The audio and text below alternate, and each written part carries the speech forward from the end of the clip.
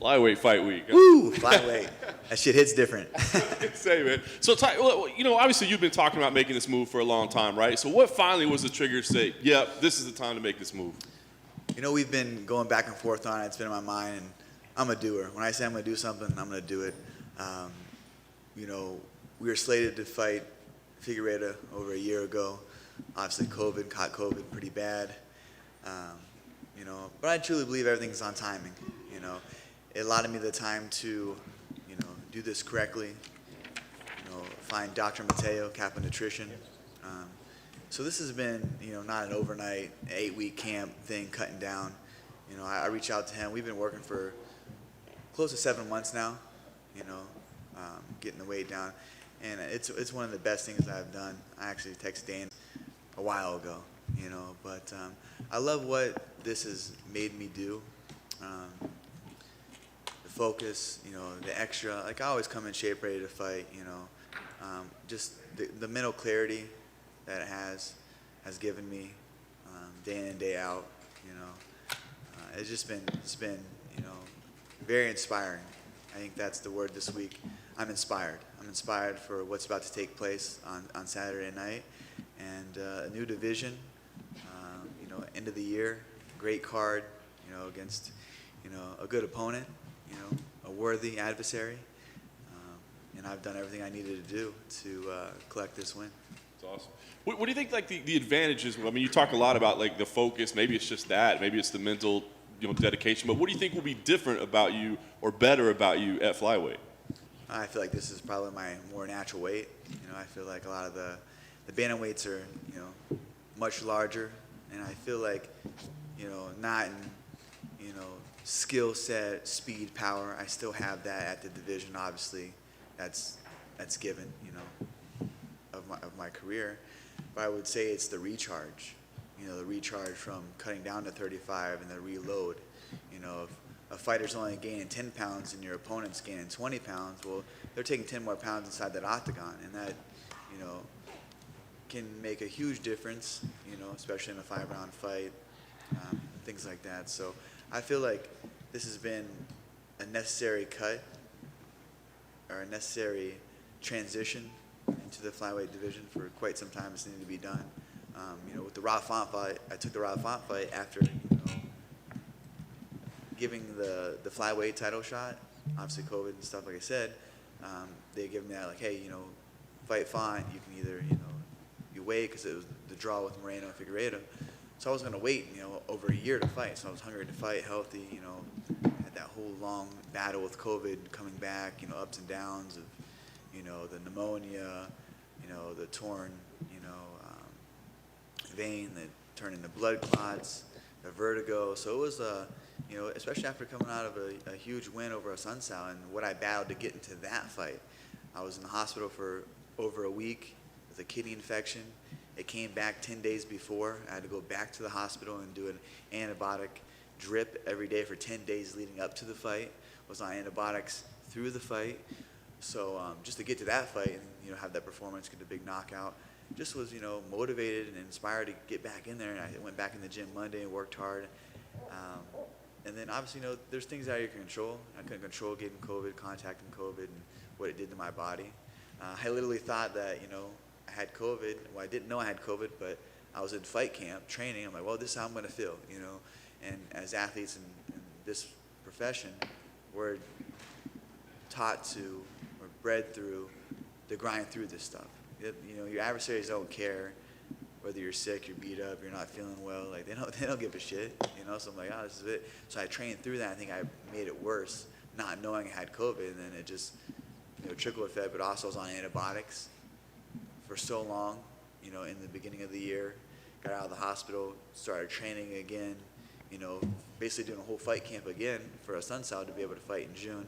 The infection came back. I worked with infectious disease doctors in both New Jersey and Sacramento, a specialist in, kidney specialist in Cleveland. So yeah, it's been a crazy, wild roller coaster, ups and downs, but I never lost my faith in myself and the confidence in myself that I would be back to, being here, coming to fight week. and I hate using this word motivated, so I'll use inspired. I'm inspired for what's about to take place Saturday night, and that's a flyweight takeover. I like it. All that you've been through. What do you think about the matchup itself? I mean, you got a whole new roster of guys, right? I mean, were you familiar with Kai at all, or what do you think of him as an opponent? I think he's a worthy adversary. I definitely do. I think anybody that steps inside the octagon, you have to respect. I just understand what is going to happen on Saturday night, and that's why I'm excited. I came to fight week, no injuries, amazing camp, and I also think that it's to do with the nutrition, the foods that I was eating, working with Dr. Mateo, the training that I've put my body through, and the recovery in between sessions, able to push. I just feel like I've never felt like this. There's been glimpses of these feelings. I know every fight camp and every fight week's different and every fight's different, but if you're the pool from the past, I feel like this Saturday night will be a flow state, no love. That's awesome. Love to see that. Last thing I'll ask, are you looking at this basically as a #1 contender fight? And I'm curious if you do, how much time do you need? Like, you talked about all the process that it takes to get here. Like, can you be ready for fights in quick order, or do you need, like, lengthy training camps to get down? You know what? I'm a professional, and I stay ready. That's the best thing. Stay ready so you don't have to get ready. Even at a new division, it's made me do things that I've, not had to do in the past. The extra road work, My son comes up, and he's such a loving, caring, sharing individual. Has snacks, and we love these barbecue chips, right? These Sun Pringles. And I'm just leaving, and he goes, "Oh, Dad, do you want some?" I was like, "Oh, no, it's after the fight, after the big win, buddy, we'll share." He goes, "Okay." And his mom sent me a video, or his aunt sent me a video of him not sharing the chips with her because I'm saving them for Daddy after the fight. So little things like that. At 35, I'll take a couple right now, give you some fruit snacks too. But little things like that. Just like I said, inspired. That's the word of the week. I'm inspired for what's about to go down on Saturday night. Cody, can you just tell us it's Wednesday, a fight week. How does this one feel compared to the ones at 35 physically? Physically, I always feel like I come to fight. I was born to fight. That's in my DNA. That's my makeup. That's who I am. I'm a fighter. But this fight, if you're comparing it to the last fight, I came here and I'm like, yeah, I feel good. I feel ready to go. But I didn't prepare the way that I should have prepared. For a 5-round fight. That's the word that I hate to use is motivated. I was not motivated. This fight camp, I've been inspired. I've been inspired this whole entire camp because it's to do something that's a few people have done. Yes, I've been a world champion. I'm a former world champion in a previous weight division. That's a small percent of human beings being able to have that title to their name, but even a smaller percentage of going to a different division and being a world champion as well. So I'm inspired by myself, but also a lot of people around me for what's about to take place Saturday, and that's just the start of it. Thank you.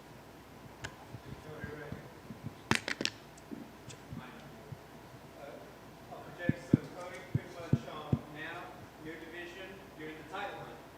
What do you think is going to go down between Brandon Moreno and Figueiredo in the trilogy coming up in a month? I saw that Figueiredo went out to fight ready camp with Henry Cejudo. I just feel like Moreno really broke him in that last fight. That's one of the things he gave up and gave him his back, and he got submitted. I think that Moreno did a great job, and I think it's going to be no different. Like he said, he's his biggest sponsor. That was a funny quote from him, and gotta like the guy. He's a character, but I feel like Moreno will win the fight. I think that's changing camp sometimes isn't the best thing to do, but who knows? Maybe it is. There's always that, oh, he changed camp. He's training with Henry. He's doing this. He's doing that. We don't know. There's always that what ifs, and there's doubters, and there's things. So I'm excited for whoever wins that fight.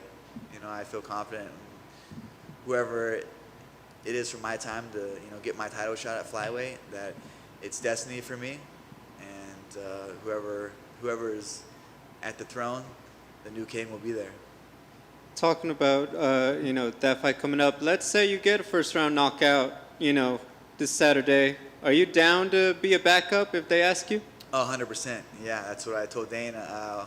Well, not told Dana, but I was speaking to some media prior to coming here. I said, hey, we might, on Monday morning, walk in the office and do some business. So if that's what they want me to do, like I said, first and foremost, I'm focused on Kai Kara France and mauling him on Saturday night and letting the rest fall into place. I know you talked about how good you're feeling at flyweight, but do you feel like for sure your times at 135 are done? I'll never say for sure that it's done at the 135 because there's a lot of interesting, matchups for me to be there. Like who knows? Like I said, I'm focused on Kai, and getting this big win, and controlling what I can control is just being ready for the next opportunity. I've worked hard for this opportunity, and I'm taking full advantage of it. Cody, down here, you touched on flow state. At the end of the month will be the 5-year anniversary of when you were in the flow state against Dominick Cruz at UFC at 207. I mean, you've had your ups and downs, and your life has changed since then. How would you assess the time since then? Oh man, 5 years is a long time to go through, a career in the UFC. Life itself, 5 years, so much can change. There's a lot of good, a lot of bad, a lot of learning experiences, a lot of growth. A lot of growth in those 5 years. I was 25 years old, dismantled one of the best bantamweights ever in a masterclass performance. And I was, sitting here, and there's the same doubters that, have those questions like, oh, can you do it again in a different weight division? I've done it once before. Why can't I do it again? And I don't really spend too much energy on the doubt or the negative energy. I just focus on what I can control, and I know that I have prepared mentally, physically, emotionally. I've been through every emotion in this sport, in this life, ups and downs, where I came from, where I'm going, and what I'm set out to do. I feel like I was 25 years old. I focused on being a world champion, and I won the title. And I didn't have, what was my focus after being a world champion? It was amazing, don't get me wrong. It was great to be a world champion, but I almost felt, what's next? I didn't have that next goal, that next plan, the next vision. And at flyweight, I know I'm now 30 years old. 5 years, later, I take the learning experiences of being a world champion and really valuing it. I didn't value it, I had the belt in my closet, lost it a couple times, like now, I value it because it's not that I need this to be my identity, but I value the hard work and the ups and downs and the things that you have to go through to be the best, and that's what the blood, sweat, and tears when I look into the title and look into this, future. That's what inspires me, is the road that I took is a lot less traveled, a lot of ups and downs, I'm here to make a splash in this division, I'm here to be the world champion, I'm here to be the best, and that's what I set out to do when I was 12, 13 years old. I never wanted to just be like, oh, I want to be a UFC fighter like a lot of people are dreaming just to get in the UFC. I never said that. So I'm going to be a UFC world champion. And people would be like, can you even make money doing this? Like when I was 12 years old, I was 12, 13. It's crazy how the sport evolved. Very thankful for, a lot of these athletes, putting their blood, sweat, and tears into elevating the game. Dana, the UFC, the Tito brothers, W and me in here now. Like it's great to see where we're at in the sport, and Saturday night is just exciting. We're here in front of a crowd, a stacked card. Like, how can you not be motivated or inspired all camp to go out there and put on a performance? You go out there and fight your ass off, and you get a good victory, a good win, a good knockout. However it's going to happen, I know I'm going to win. I truly believe in it, because of the things that I've seen in himself, Kai, I'm talking about, and the things that I know inside of myself. I've been a world champion, former, and I know what it takes to get there, and now I know what it takes to stay there. And so I have the formula, and just ready to go. Cheers. Thank you. All right. Hey, thank you guys. Appreciate it.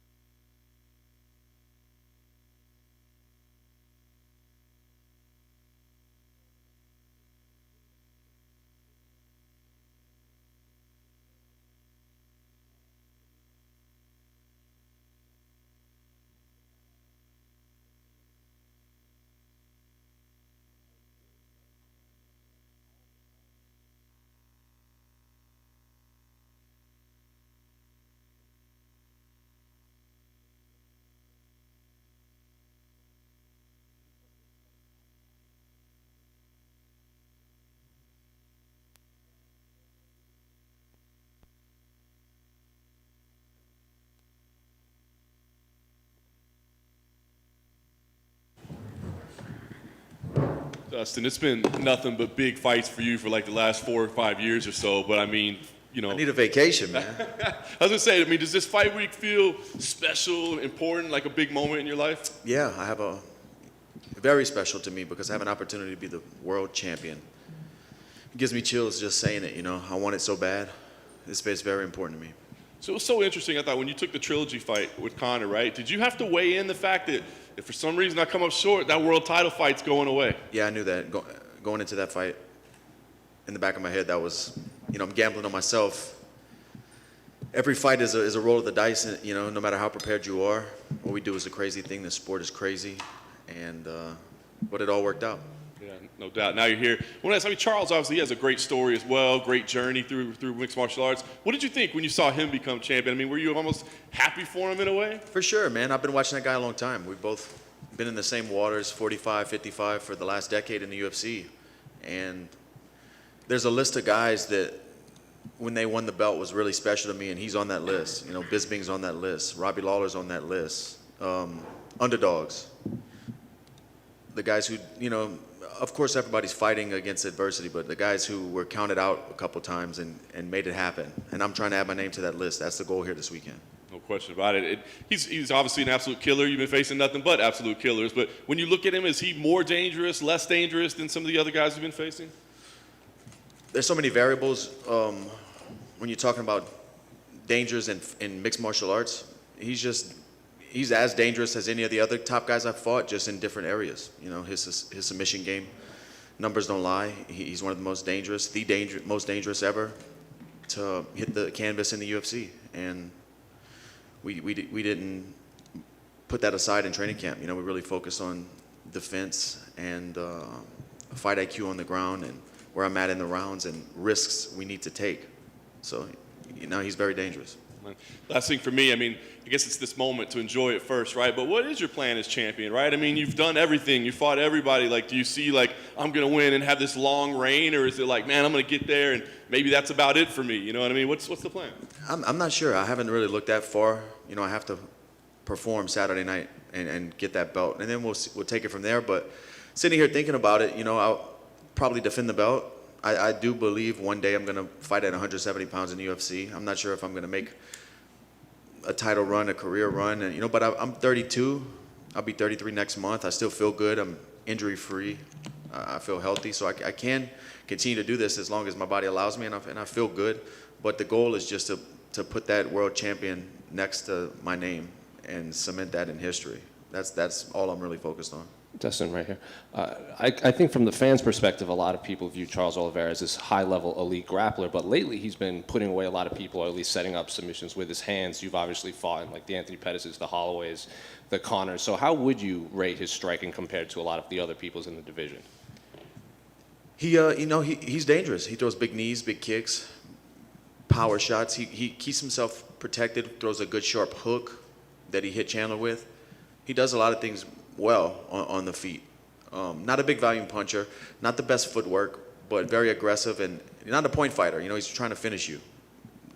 And I know you've touched on this a lot, but a lot of people think, even like Justin Gaethje said, that your will is just stronger than Charles Oliveira. Charles Oliveira, quote, breaks, but that was, what, like 4 years ago when he broke against Paul Felder. Do you still view him as that same fighter? Is that always going to be there, or is that just so long in the past you can't even take that into consideration? I mean, if it's in there, we'll find out. But I can't bank on that, you know. We'll see. He showed grit in his last fight against Chandler. You know, he got hurt, almost got finished, came back and knocked the guy out. So if that's, you know, your last fight is the one I go off of, and he showed championship grit. Dustin, back here, right in the middle. We saw on Embedded, you were talking to your daughter through the video chat. Are they going to be here for the fight, the family, this week? They land today. This is my daughter's first fight week. Yeah, they land today. All right, cool. I was going to ask that is it stressful for you to have them, or is it kind of more motivating, like distraction-wise? How do you kind of view having them? No, I love my family, and they come with me to training camp the whole time. And she was actually born on the day that Nate Diaz fought Conor.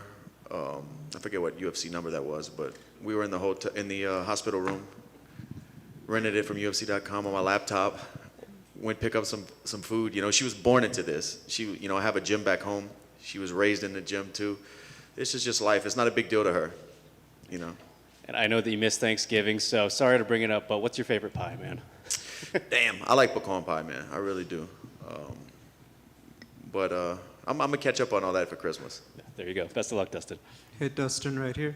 Dustin, not only yourself, but you got 2 other Louisiana guys fighting on the card. I mean, is that any extra motivation? I know they're not necessarily direct teammates, but do you feel like there is going to be a bit of setting the bar early for the South? Man, we got to put on for Louisiana for sure. I know both guys pretty well. Me and Matt actually have trained together for years and years and years. We were at the same gym for a while in Louisiana. He came out to American Top Team. We were training together there. So, and I've been knowing him for a long time. I've cornered him before he made it to the UFC. So it's good to see those faces and be around those guys on fight week. You know, we're a long way from the rodeo arenas we fought in Louisiana. And to talk to you a little bit about other stuff going on in the lightweight division, just your thoughts on the other big fight coming up, Makhachev versus Beneil Dariush. It's a fun matchup. You know, Dariush is on a streak. Makhachev is dangerous. We'll get to see how good his ground game really is when they hit the mat. You know, obviously his wrestling's really good, but Dariush is dangerous in all positions. It's a fun fight. You know, the lightweight division I've said it over and over again, been very top heavy for the last few years. And it seems like it's not going anywhere. Is Justin Gaethje a different guy than when you fought him, in your opinion? I'm not sure.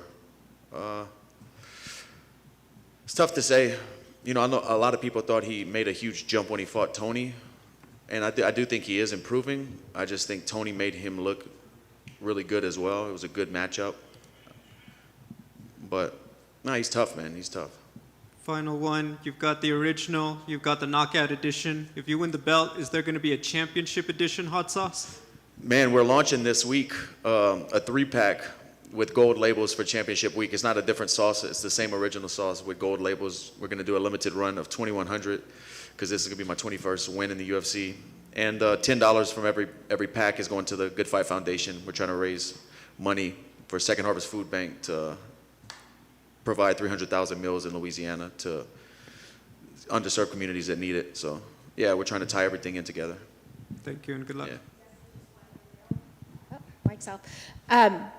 Your last 2 fights had a lot of kind of emotional buildup with Conor. How's this one different in terms of like your headspace for this particular fight? It's smooth sailing. You know, not a lot of back and forth. He seems respectful. But at the end of the day, it's a fight. You know, this is warfare when we get in there. So the more mature me, I don't really pay a whole lot of mind. Even in the Conor fights and the build-up, I didn't really get too caught up in it.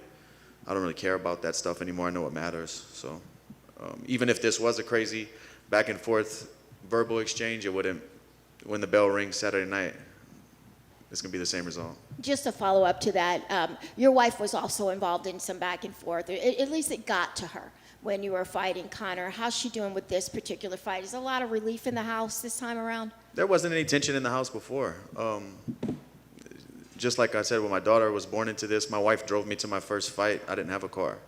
She drove me across state lines to Arkansas, and I fought in a rodeo arena back in 2007 maybe. So she knows this game as well as, you know, probably better than some people in the car. Dustin, hey, here in the back. As you mentioned, there's a lot going on in the lightweight division, and it seems like Justin Gaethje will be the next one to challenge after this. But there was a lot of talk about that. A lot of people felt Makhachev deserved it. In your opinion, who is the most deserving lightweight to challenge for the title after this fight? I don't know, man. That's Dana, Sean, and Mick's job. I don't play matchmaker. I just try to put these guys away. Like I said, it's top heavy. I'm not sure. You know, Gaethje had a title fight and then won one since then, right? Yeah. But he beat a guy Chandler was coming off a win, so I don't know, man. It's tough. It's been murky waters. It's hard to, you know, pick who's next. And you mentioned moving up to welterweight in the future. Obviously, Colby Covington has had a lot of negative things to say about you, and that's where he resides. Is that a fight that interests you in the future? We'll see. I'm not sure how soon I'm going to make that jump, you know, especially if I become the world champion Saturday. I have to, you know, defend the belt, and I have to be here for a while and establish myself as a world champion. But everybody's on the list if I move up, you know. Dustin, down down here to your left. You touched on, obviously, the win being your 21st, if you get it, but I believe in January 1st will be the 10-year anniversary of you making UFC debut at UFC 125. 11 year. Oh, 11. I can't even count, man, anyway. But anyway, how would you assess the journey? Because you've had ups and downs, and you picked yourself back up off the figurative canvas many times. So how would you assess the journey so far? Beautiful, man. A learning experience. It helped me become the fighter I am, but also the person I am. You know, I just hope I can pass on these lessons I've learned to my daughter, to other fighters in the future. You know, it's more than fighting.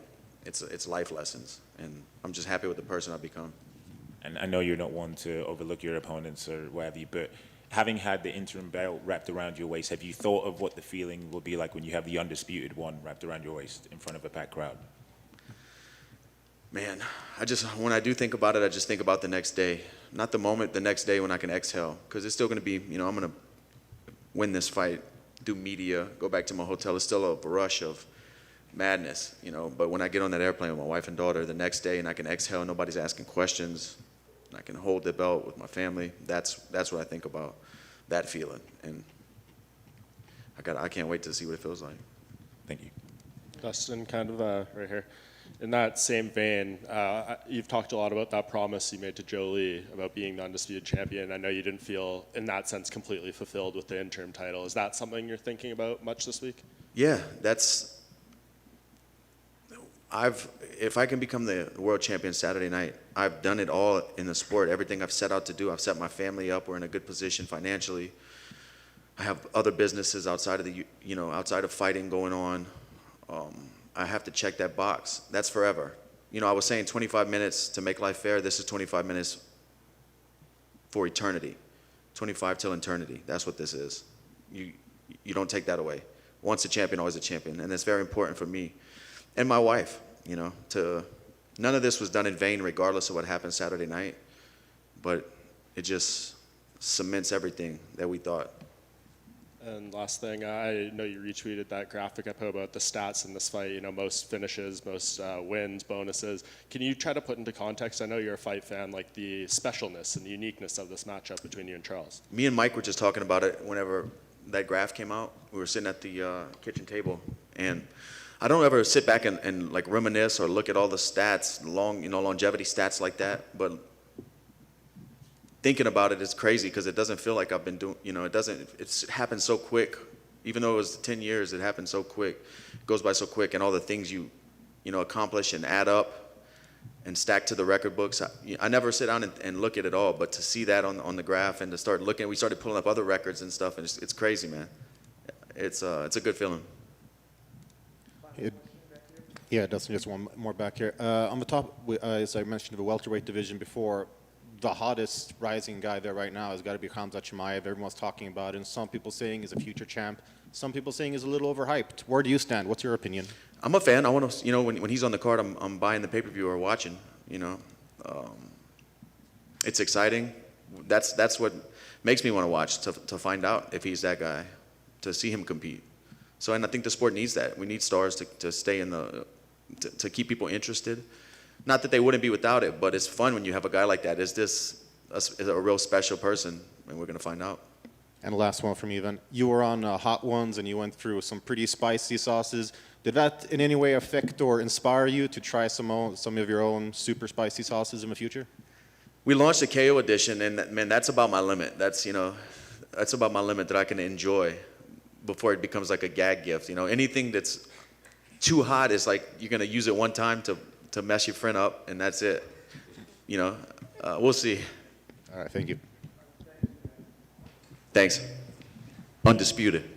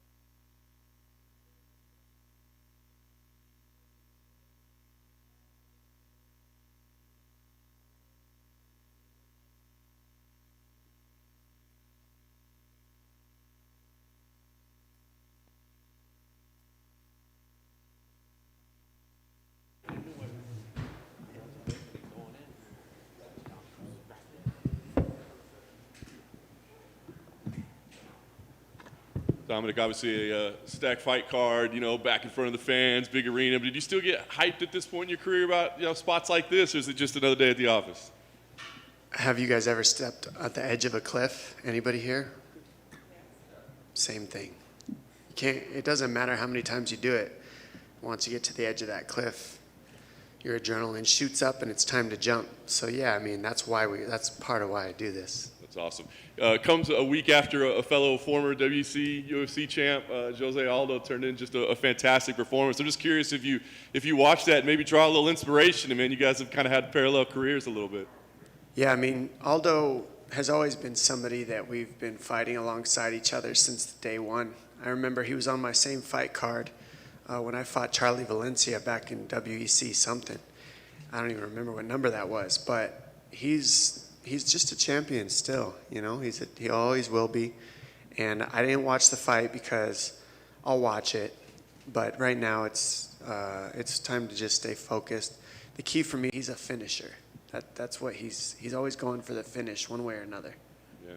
And last thing for me, you win here. Obviously, there's a lot of talk about how the title picture plays out, and sometimes your name gets mentioned, and sometimes it doesn't. So, what do you think? Is it win here? Or do people need to be talking about you as a title contender again? I think that anytime I'm competing, you should be talking about me as a title contender. I'm here to compete to be the best. I'm not here to just play around. I'm here to keep going up, and that's why I'm looking to climb the ladder, not anything else. Just move up in a forward direction. That's it, right up the mountain to the top. Right here. I know after your fight against Cejudo, you had said kind of the warm-ups backstage and then being shuttled to the arena kind of threw you off a bit. And then the next fight was in the empty Apex here. Now does this fight week start? Does it feel more normal to you now that the fans are in attendance and everything? I don't know. I haven't seen a fan yet. Honestly, adjusting to the different fights, going from the fight that you mentioned, the championship fight that I lost, to the Casey Kenny fight that I had here at the Apex, which was totally, it's I don't want to say weird, but it is weird because the cage was smaller and it is silent, but then I kind of got used to the silence. Now your brain, and so I think I'm winning. And realistically, I'm getting more views. I'm going to get the undercard promotion plus the main card promotion. I don't think a lot of people know that. It's important for me to explain that to the fans in the world, that this is a very good slot that I'm in. To me, this slot and the slot after are the best slots on the fight card. But egotistically, you want to say, I'm ahead of you. That's all ego. It really does not matter to me. I swear it doesn't. And it's important that my fans know that, and that the world knows that where you're at on the fight card doesn't change your pay. So we're getting taken care of. Dominick back here, Dominick in the middle. I want to congratulate you on the National Wrestling Hall of Fame, right? You just got inducted into that. What was that experience like for you? Thank you for that, first of all. It was really cool. I wouldn't say that, people go, well, geez, man, he wasn't like an Olympian or the best wrestler in the world, so what would he get that for? Well, it was they called it the Outstanding American category, and that was for using wrestling as a platform to create success for not just myself and for my people, but also for wrestling. I'm a huge advocate for wrestling, of what it brings to the table, that, more than any other sport, you have to sacrifice food, water, and your body. And that's a different thing. That makes it officially not a game. When you play basketball, when you play football, you're hydrated the whole time, you're fed the whole time, and you're playing a game. When you're wrestling and you're in high school and you're not having Christmas or Thanksgiving, and you're sacrifice isn't the word, because that's you're choosing to be in that space and give those things up. That takes a different mentality and a different clear intention. And when you learn that in junior high, high school, you're not just playing a sport, you're learning life. That's what life is. Life is not having everything. Not everything's not going to be comfortable. You don't always get to get your bills paid for you like things are happening these days. Like in the early days in America, you work your way from the bottom to the top. And wrestling teaches that. There's no shortcuts. And so I'm an advocate for that and for the community of Arizona. I've given a lot to the community out there, and they chose me for those reasons, not just my wrestling ability. So where would you say that induction ranks among all the great achievements that you've accomplished? I've learned to, I know what I am without sounding arrogant. I know that I'm a world champion. I know that I have the mentality. I know what I am. So when I show up to something like that, what's beautiful about it is I get to give. When I was there with my uncle, my aunt, my cousin, friends that have been with me in this journey the whole time, my mom, my stepfather, my coaches from high school, my high school wrestling coaches who were taking me through freestyle wrestling tournaments while taking me through summer school. I'm doing tests in the stands in between matches. Things like that resonate. Those people deserve to have the recognition. And to be at that Hall of Fame and be able to receive that award, they received that award. And it was a reminder of why I'm here, why I do this. It's not just for me. I'm in a bigger thing. It's at a certain point when you've been in this game as long as I have, you need something bigger than yourself. That's my perspective. And for me, it really is about what I can give and show people what they are through my wins. And when I was there and I earned that, that's what it felt like. It was nice to see the smile on my coaches' faces and everybody else, and for them to see that their hard work, their sacrifices for me, the things that they gave up for me to crack through and get as fortunate as I've been. It was cool to give that to them. I know I belong there, so it's a little bit different. Definitely a very cool thing, Dom. One more for me. I just wanted to ask about the Casey Kenny performance. Good showing from you. Obviously got the win. Haven't got time to look back on it. Just curious, what your biggest takeaways were from, the performance you had. Well, from an analytical standpoint, he was a tough southpaw. And so that gave me the rounds that I needed against a tough southpaw to prepare for a lot of the division. That was part of the reason I wanted that fight too. He's very strong. He's durable. He comes hard for the finish and to take your head off. And he's from Tucson. It's the Tucson boy. So I got to represent. Arizona's doing big things in this sport. I don't think people know how much Arizona has made a dent in the sport of mixed martial arts. Some of the toughest people in the world come from that desert. I'm one of them, and he's one of them. And it was good to get out there and just get a win. I thought it was a unanimous win for sure. No question in my mind. But, it's important that I make sure and do that again. That's what matters now. Best of luck and congrats, Dom. Thank you. Dominick, you mentioned a second ago about avoiding watching a fight, keep the heart rate down in preparation for camp. Are there other things that you, over the years, have learned to avoid to keep that heart rate down with a fight coming up that might surprise some people just in your everyday life? Yeah, probably. I would say I've just really over the years learned to kind of be more neutral with confrontation, because it sounds kind of crazy, but when you get triggered by these people talking, you're actually giving them your power. So it's kind of about being more neutral and just relaxing and keeping the heart rate down, because that's what martial arts is. You watch all the old school martial arts movies. As I get deeper into the sport, it's more and more like the movies, where you got the sensei meditating up in the mountains. It's really like that now more than ever, because you really do got to kind of keep yourself calm until you need it. When you need it, use it, and it's important. The yin-yang sign is about having the dark and the light. I would say early in my career, I stayed a lot on the dark side. As I moved farther and really looked into myself through the ups and downs, the injuries, I've been able to really dabble more in the light side and come to a balance of both. And it brings a lot of peace, and that's when I can keep my heart rate down. Hey, Dominick, right here. You've been a guy who, obviously, you're one of the analysts on the broadcast. I'm wondering, what's the experience like for you when you listen to DC and the guys actually commentate your fight? Knowing them personally and knowing, how the sausage is made, so to speak. Well, Anik, to me, I watch Anik do so much homework leading up to a fight. People have no idea how much homework he has to do to be prepared for that. And the most kudos for me really goes to him. He leads us in the broadcast with how he talks. When it comes to DC, I usually mute it. I love DC, he's my friend, but to me, from my experience, he doesn't do the homework. He wants to get in and out, get the job done, make his money. And I think he cares about us, but it's just different. He doesn't do the preparation from my experience. He might now. I'm hoping he watches some film this time on me so that he knows what I'm doing and why I'm doing it. But I'm not gonna hold my breath on that. That's for sure. Do you ever get on, obviously I know how you feel about DC, do you ever get on some of the other guys and they commentate your fights and text them like, bro, that was not what I was trying to do at all in there? Honestly, I'm never perfect. So there's a roster of, I don't know, 400, 600 fighters, and not everybody's going to agree with what I say either. So it's all perspective in there. And DC is, he's a gifted athlete. And I think Bisping does a lot of homework. I think he watches a lot of film. And I think that there's certain people that watch the film, and I count that because I do the film study. And the reason I do the film study is it's bigger than me. I'm not in there talking to hear myself talk and to be right. I'm in there to support the athletes and talk about why they're great and what makes them great. And in order to do that, I need to watch film. I need to see what they do against different styles and how they match up and what creates the openings that they create in those fights and why. So I really don't call or text any of them because they're just doing their job, and they're seeing it how they see it. It's their interpretation. Doesn't make it fact. And I know they're doing the best they can, honestly. I know I do the best I can, and I'm not always perfect.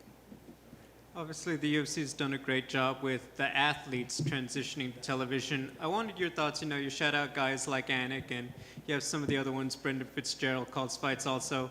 Some of them, who haven't been in the cage, also calling the action, because I think there's a bit of that, the fraternity, like you haven't been in there, you don't know it the same. Can you speak a little bit to that, the non-fighters, and how they're able to really call the action and really just show their knowledge, despite never having been in the cage themselves? Honestly, can you name some of those people that you're talking about, please, and be specific? Because the only ones I know are the ones that I work with. I work with Anik, I work with DC, I work with Bisping, I work with Felder, Fitzgerald. Off the top of my head, those are the ones I've worked with the most. So can you give me an example? Yeah, no, I just mean people of who would... non-fighters? Fitz, Anik, Rogan, Anik, technically. Yeah, Rogan is special because he brings a quality that we need. I don't think people understand how much this sport needs Joe Rogan. He's the most listened to voice in the world right now, and he's a comedian, so he's got a thing where he can say things that none of us can say without getting canceled. And so he's got that little thing right there that gives us something to piggyback off of. Not to mention he's got the voice, and he's been doing this so long, I learned a lot from him.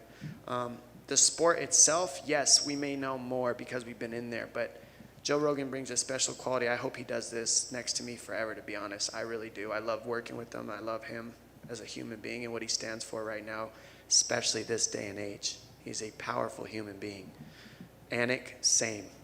I want to work with Anik for the rest of this. If he quits, I said, I will slap you if you quit. I need you. Don't you dare. Me and Bisping, do I really need to touch on that? That's back and forth. He's just fun. He's my friend. I'll never forget, Bisping came to I lost one of my fights, and he came to my after party. And he partied with me all night. I'll forever have a space in my heart with Bisping, whether people know it or not. I love that guy. And DC, again, we go back and forth and we bicker like brothers because he's like my brother to me.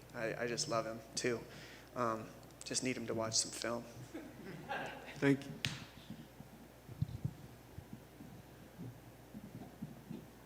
Thanks, guys.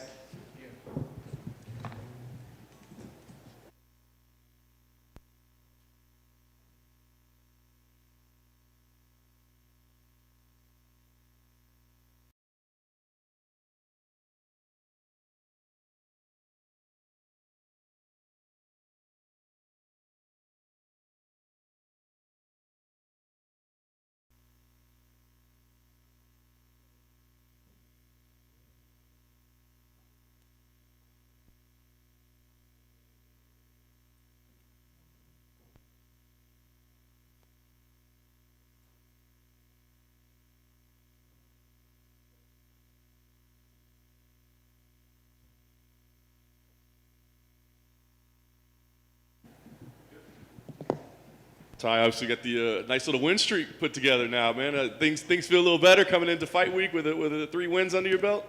Yeah, we're back, baby. We're back. Does it give you a different mindset, like a different feel, like not having, like, I guess, pressure or doubt or things like that? No, not really. Always, it's a fight, you know. There's always a chance of losing. There's always a chance of winning. So, just it's good to be back on a roll. So that's kind of the only thing on my side, but still ready to bang on. No doubt. That last fight obviously was just chaos in there. I wonder, I mean, a fight like that, are there any lessons to take out of a fight like that, or is it just, you know, a fight's a fight, somebody's going to win, somebody's going to lose? It's always just a fight, yeah. It was cool to be back in front of a crowd, and obviously better to be back in front of a crowd again this week. So just pumped, man. Pumped to get it on. Do you really feel a difference with that? Like, is it just kind of, is it adrenaline or happiness, or what is it that the crowd brings for you? It's really like the reason I fight.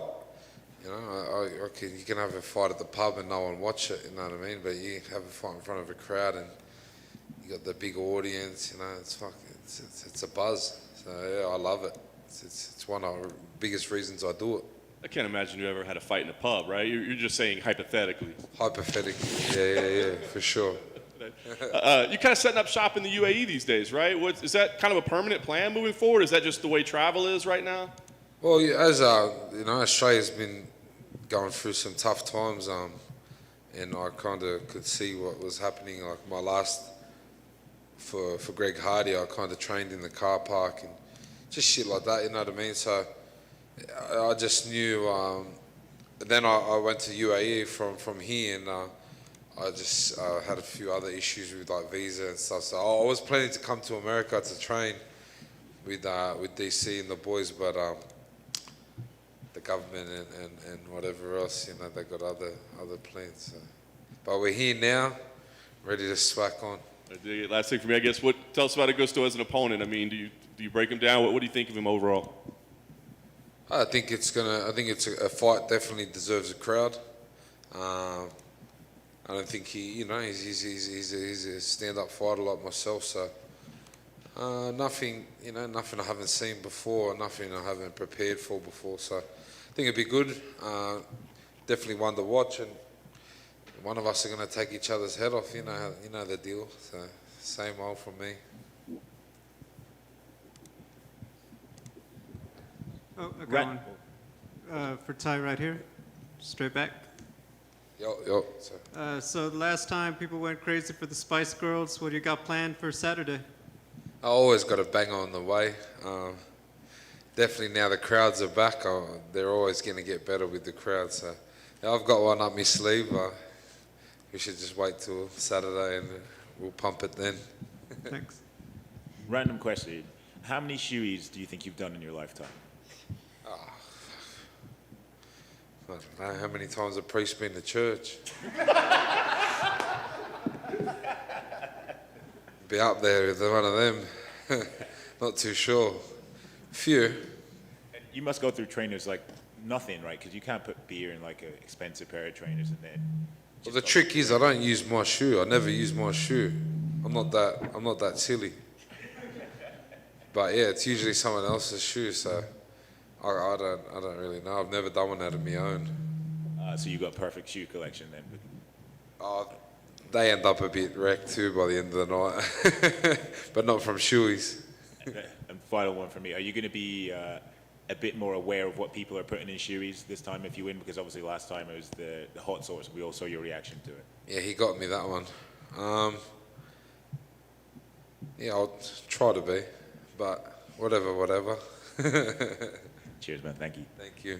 Tie in the middle. Australian combat sports athletes have had a big year, of course, with Volkanovski and the title, and then on the boxing side, you had George Kambosos leave the United States with a whole lot of belts. Do you know George at all, and what did you make of his big win? Yeah, I trained with George back home in Australia. We trained at Ethos Performance, it's a strength and conditioning place. Man, he was the underdog. I think all us Aussies are usually the underdog, and to come and do what he did and take back home what he's worked so hard for his whole life, hats off to George. Shout out to George. Good work, brother. Yeah, we did it. Australia, we're coming back. We just need to fix up our COVID rules, and then and then we'll be back.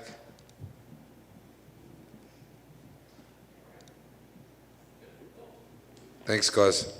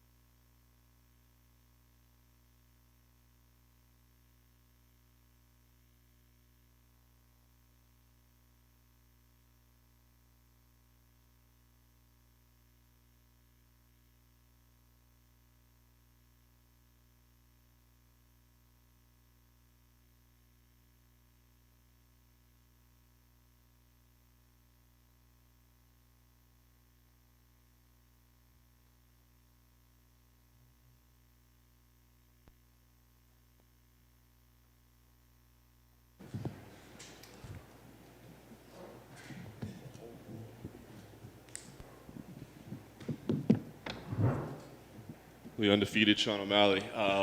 I got to ask, the unranked gear, I think is genius. What was the inspiration there? Was it just kind of an FU to people or a troll, or what made you want to launch that? Well, I'm unranked, so it kind of made sense. And the champ, I feel like, you know, if you could only pick one bantamweight fight to watch and we all fought at the same time, I believe most people would choose me. So unranked champ kind of fit the whole merch drop. Nice. You know, your statement about not fighting the higher ranked people until you're paid more, it's honestly very logical. It makes a lot of sense. So I'm curious, like, what's the biggest reaction that you've gotten to that? Is it people that say, hey, that's actually pretty smart, or people say, hey, we hate you, you're supposed to fight the toughest dudes out there? Yeah, I do remember saying that. I feel like that was quite a bit of fights ago that I wanted to make more when I fought. But I've also called out Cody Garbrandt, Pedro Munoz, Dominick Cruz. I've called out the ranked guys. So it's not necessarily I want to get paid more to fight the ranked guys. At this point, it's just like, you know, I've called them out. I haven't got those fights. I don't pick my fights clearly. I would if I picked my fights, I would be fighting one of those guys. They offered me Paiva, who was ranked 15. You know, I didn't know that at the time until after I accepted it, and they said, oh, he's ranked, and then a couple days later he wasn't. So I think the idea that I just pick my fights is a little bit. It's not exactly true. They offered me Paiva. I said yes. It's like, does that mean I pick my fights? I don't know. I didn't say, hey, I want to fight Paiva. So the whole I pick my fights and I'm not going to fight someone tough until I get paid is not necessarily true. What do you think about Paiva as a fighter? Obviously, he's not one of the most known guys in the division, but he's certainly proven dangerous. What do you think about him as an opponent? Yeah, he's dangerous. You know, anybody in the UFC is going to be a dangerous opponent. I think Paiva's dangerous. He's very tough. We saw it in the last fight. My buddy Kyler, you know, really, he beat him up, and Paiva somehow won that fight. So in my eyes, he's coming off a loss. Really, like I thought my buddy beat him. He's a dangerous opponent to show that much heart. You know, Kyler was hitting with some hard shots, and he stayed up. You know, I just went through a fight like that with Chris. So I think, you know, going through that last fight shows that I can, you know, I'm not going to get tired beating someone up. So if he wants to get beat up for 15 minutes, I'm down. You win this fight, probably are ranked at that point. Does that matter to you at all? Do you care? Because maybe it does give you access to those bigger names, or do you care? You know, if I get ranked 15, 14, whatever after this fight, you know, I already called out Adrian Yanez, and he's not ranked, and I have no issue fighting an unranked guy if I'm ranked. I'm not worried about it. I think, you know, a good win over Paiva. I'm not overlooking Paiva. I have to go out there Saturday night and perform the way I'd perform, and I have to put his lights out. It can't be a boring fight. If it's a boring fight, you know, I don't really have any say in what's next. I go out there, put Paiva's lights out. I can call out, you know, Yanez or whoever I want. But, Paiva's a tough opponent. Last thing for me, I know you said, hey, win or lose, I know you're going to want to, you know, love me, hate me. You're going to want to tune in and watch me fight, you know. Does it bother you that you have haters? I mean, you've come in and entertained from the start, you know. Do you wish you were universally loved, or do you kind of enjoy having some haters? I don't necessarily enjoy having haters, but I get sad that I have haters. It really means they're going to watch the fight 100%. Someone's not going to be watching the fights, then I come on the TV, they're like, nope, I'm not going to watch. Like, that's not going to happen. They're going to watch. They're going to make sure they watch. They're going to call off work so they can watch. So I'm not really worried about the haters. Sean, I saw earlier this year you met Conor McGregor. I know that was a meeting you'd long been looking forward to. I was curious, what did you guys talk about, and did he give you any advice? It was a very short conversation. It was a very loud stadium. I think he had a couple shots of proper 12, so his accent was extra thick. It was really cool meeting him. You know, what was said was, he said, you know, he thought it was a cool performance my last fight. But the conversation, it wasn't much. It was loud. It was hard. You couldn't even if I posted that video with sound, you wouldn't have been able to hear what we were talking about. But it was a cool experience. Sean, right here.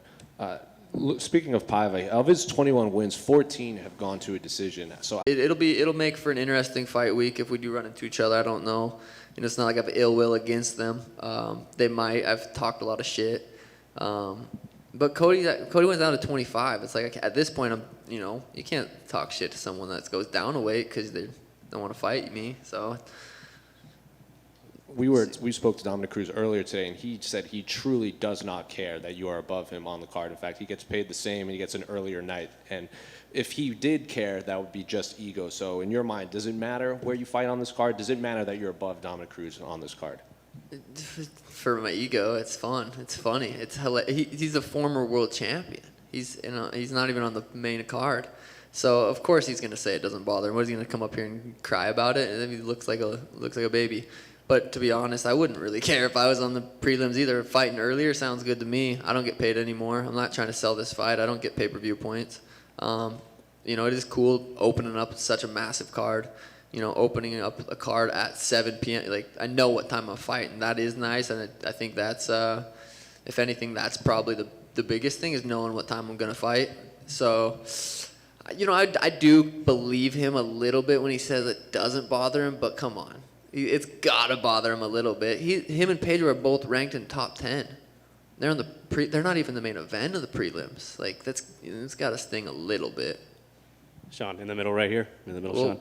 Unranked champ, but also the sleep champ, right? So what That's mattress? true. What mattress are you rocking with, man? You got one of those memory foams, or what are we No, doing? I just got a little. I don't even know if I should say it. No one's paying me to. I got a good little mattress. I've talked to some mattress people, and they're like, I don't know. So we'll skip out on what mattress, but I'm sleeping good.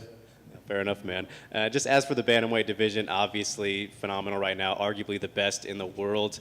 Do you feel like the depth of the division maybe will make it harder for you to climb up the ladder, or do you think personality and performance will kind of triumph just how many bodies are in the division right now?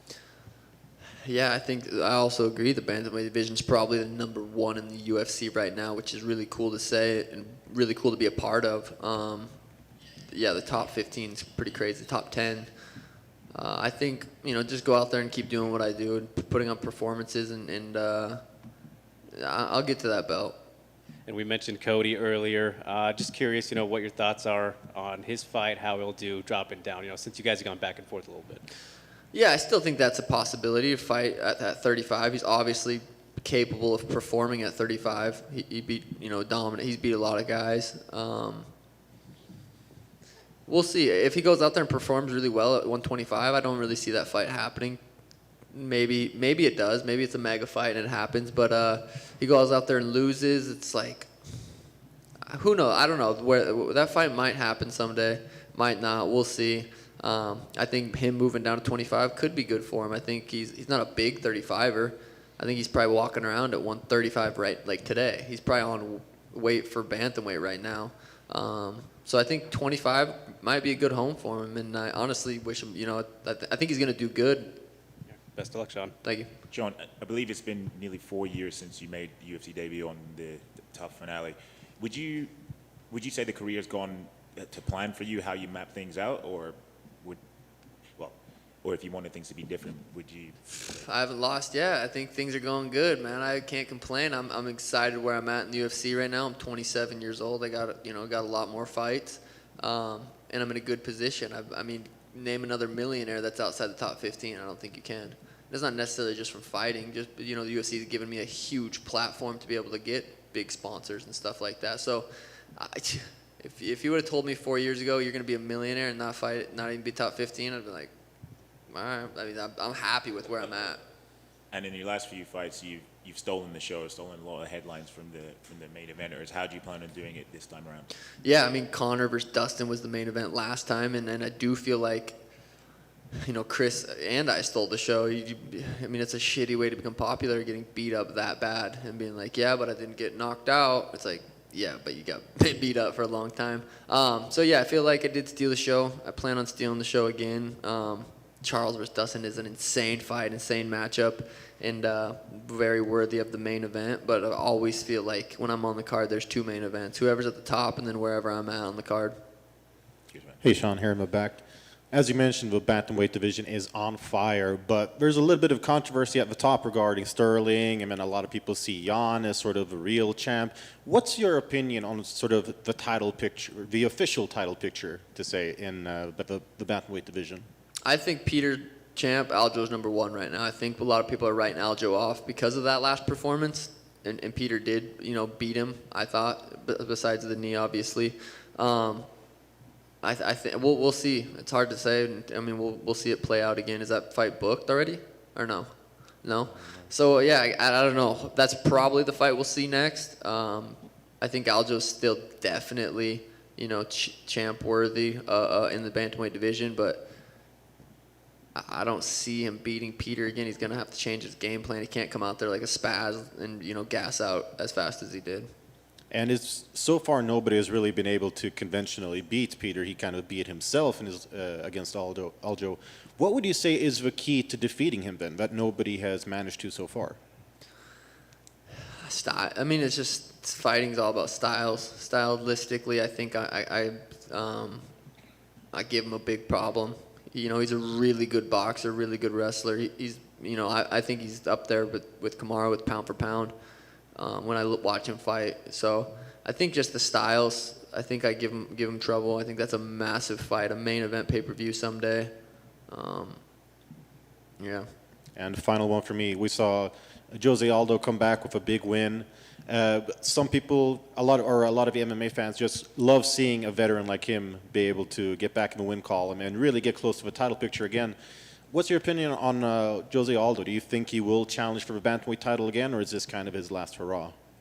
It's hard to say. I mean, the dude's he's a living legend, and anytime just watching him walk out is really cool to see.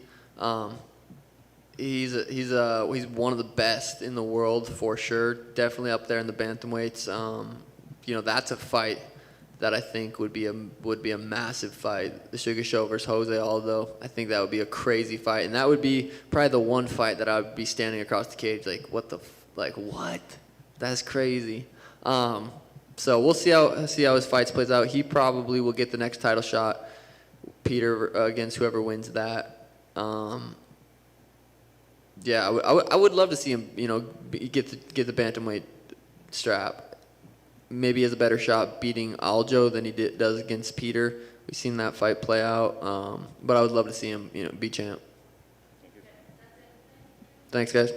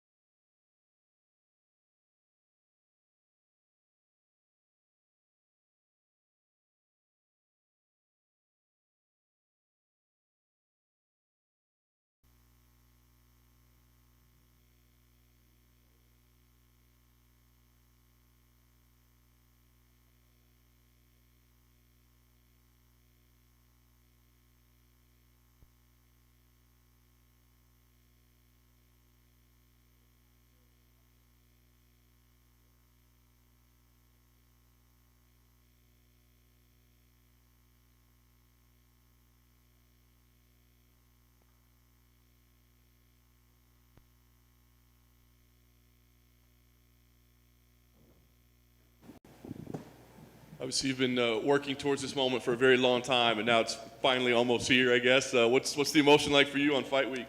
I'm excited, and I'm ready. Like you said, John, yes, I have been working for this my entire career. Yeah. Does it feel different? I mean, like you said, like it's this goal that you're trying to work to, and now it's that moment. I mean, does it feel different than a normal fight week, or do you try to normalize it? I absolutely try to normalize it. Keep it simple, stupid. It's just another fight at the end of the day. If you get a belt at the end of the night, that's cute. I don't want to make it bigger than what it is and let the media and everything like that get to me. I just need to focus on what I do and go to work. Nice. You were obviously vocal when things got rescheduled. You had the August call out there, why she's not here. What was going through your head at that time? Like, were you concerned that like somebody's going to take this away from me, or did you always know that this moment would get here? I always knew that this moment would get here, and I wasn't concerned. Mouth of the South over here had to do what I had to do to get the fight, but now that I got the fight and now that I knew that the fight was going to happen, I knew that, a month from now, 2 months from now, or, in the past, whatever, eventually the fight was going to happen. So I just needed to be patient, and we're here. when you've seen Amanda's run, when you look at her opponents, do you see mistakes that opponents are making, or do you see that they just didn't have the right style, the right tools that you bring? What do you see as the reason that she hasn't been beaten in so long? You know, I don't take into consideration the failures of other fighters. I want to focus on myself. I didn't get here on the failures of other fighters. I got here on my own successes, and my own success is my focus. Nice. Concerned at all that you might have poked the bear a little bit too much, that she's going to be taking this thing personally and have a little extra edge on her that night? No. It's a fight. It's nothing personal. You know, when you become the champ, you get a target put on your back. I would expect nothing less. You know, you got to assume that people are going to want to gun for your spot. And so that's just the nature of the beast. And that's the way that this game works. Nice. Last thing for me, you win the belt on Saturday night. What means more, the fact that you're UFC champion, that you've been working all this time for, the fact that you take out the GOAT? Which one means more to you? Anytime you can take out the GOAT, that's just, obviously the feather in the cap there. But I truly am ready to step into the light of becoming the new bantamweight world champion. I'm ready to be that role model for young women, for young men, just to let them know that, from a little tiny garage in Spokane, Washington, you can make it. You can make your dreams come true. And I'm ready to step into that light. Juliana, right here. Do you feel Amanda's been tested off of her back, looking back at her previous opponents? I don't know. I think that there's been situations where people aren't able to put her there. But as you saw in her last fight with Jermaine, she was getting triangled. She was getting put in vulnerable situations that people haven't seen before. But, she's human. She's human just like I am, so. I remember after your win against Sarah McMahon, you had said you kind of knew taking her down, that was the path to victory, just looking at Sarah's previous opponents, that what they did well against her. So when you're watching all of those opponents kind of find some sort of success off there, like working on with Amanda on the ground, is that what you're seeing as well, like a path to success that they couldn't achieve in there? My path to success is just to focus on me and what I can do, and literally going to work and doing my job. I can't not tell you what she's going to do. I can just tell you that I will be ready to answer, and I will be ready for whatever she brings. Then on one of the embeds, your coach said that you are, quote, the perfect person to deal with that kind of firepower that Amanda Nunes is bringing. So what exactly does he mean that sets you apart, that you can deal with the firepower that Amanda Nunes brings? I mean, if you look back at any of my previous fights, I've only dropped 2 fights in the last 10 years, and they were to champions, and I was winning. If you go back and you look back at those fights, I'm literally winning. I have them dead in the water. I made some amateur mistakes that I have been able to clean up, and I'm ready to execute. And I think that the most important thing is to go out there and just do my job and focus on what I can do and make sure that I execute. Juliana, in the middle right here. You've done commentary work before, Combate, right? Just curious to know how kind of working on that side of things mentally helps you prepare and analyze, opponents, if it has at all. I just want to give a shout out to Campbell McLaren for giving me an opportunity to be put in that position to commentate and to let me get my feet wet in the commentating field aside from fighting. And I'm just super grateful for that opportunity. I definitely think that it's kind of been a hard thing because I'm like motor mouth all the time. And so like commentating is actually a lot harder than I took into consideration. And sometimes they're just like, ease it down, back it up, and I think that that's definitely helped me. But as you can see, sometimes I still kind of screw it up and let my first thoughts come to mind and spew that out. So I think commentating for Combate has definitely helped me kind of rein it in a little bit. And, obviously this has been a fight that you've been wanting for a long time. So in a way, do you kind of like having had more time to prepare for it? Or is it like, oh, I still would have wished I had it back when, it was supposed to happen? It doesn't matter to me. Like I said, it doesn't matter. We're fighting, and that's the most important thing, is whether it was supposed to be in August or December, the moral of the story is that we will be fighting. We will be getting locked into the cage, and that's going to be on Saturday. And so there's no need to, keep beating a dead horse. We're fighting. Best of luck, Juliana. Thank you.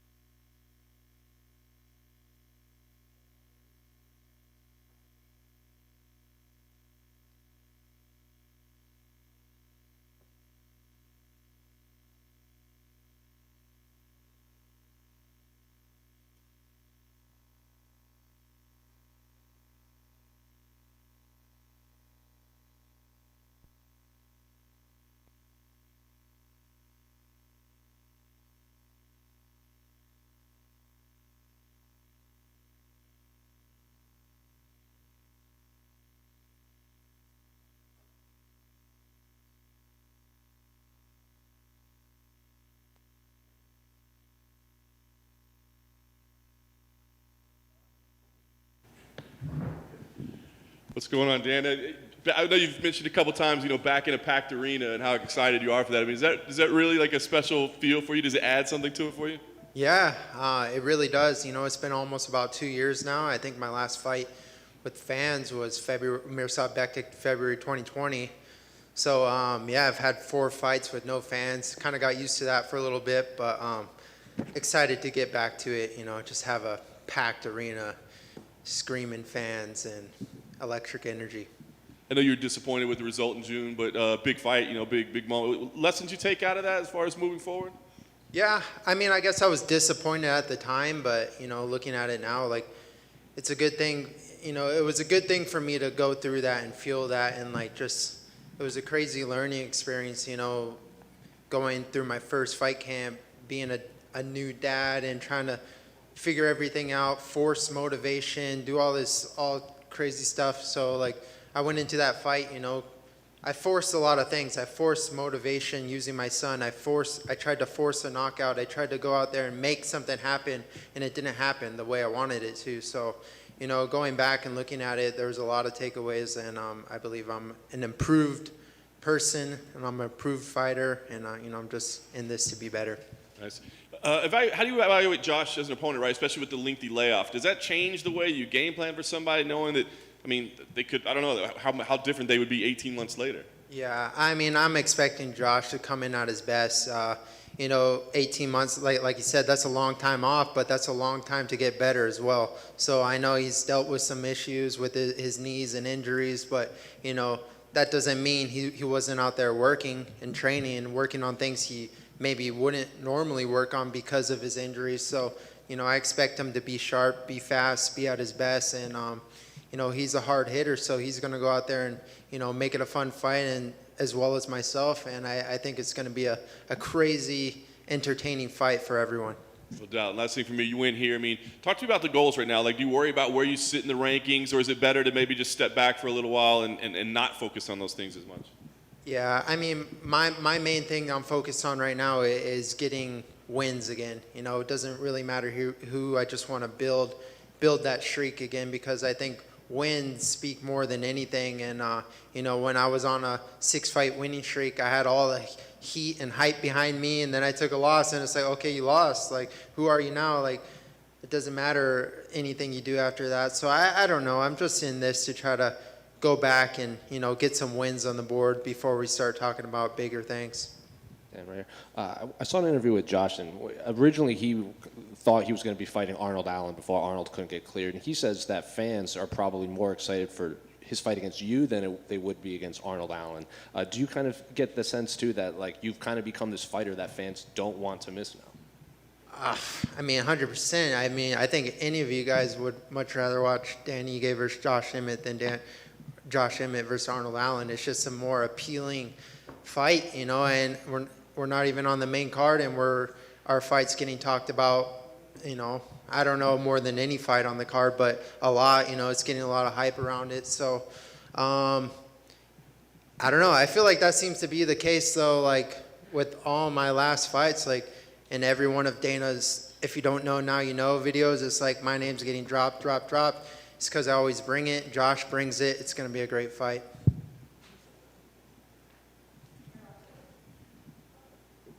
Cool. Thanks, guys.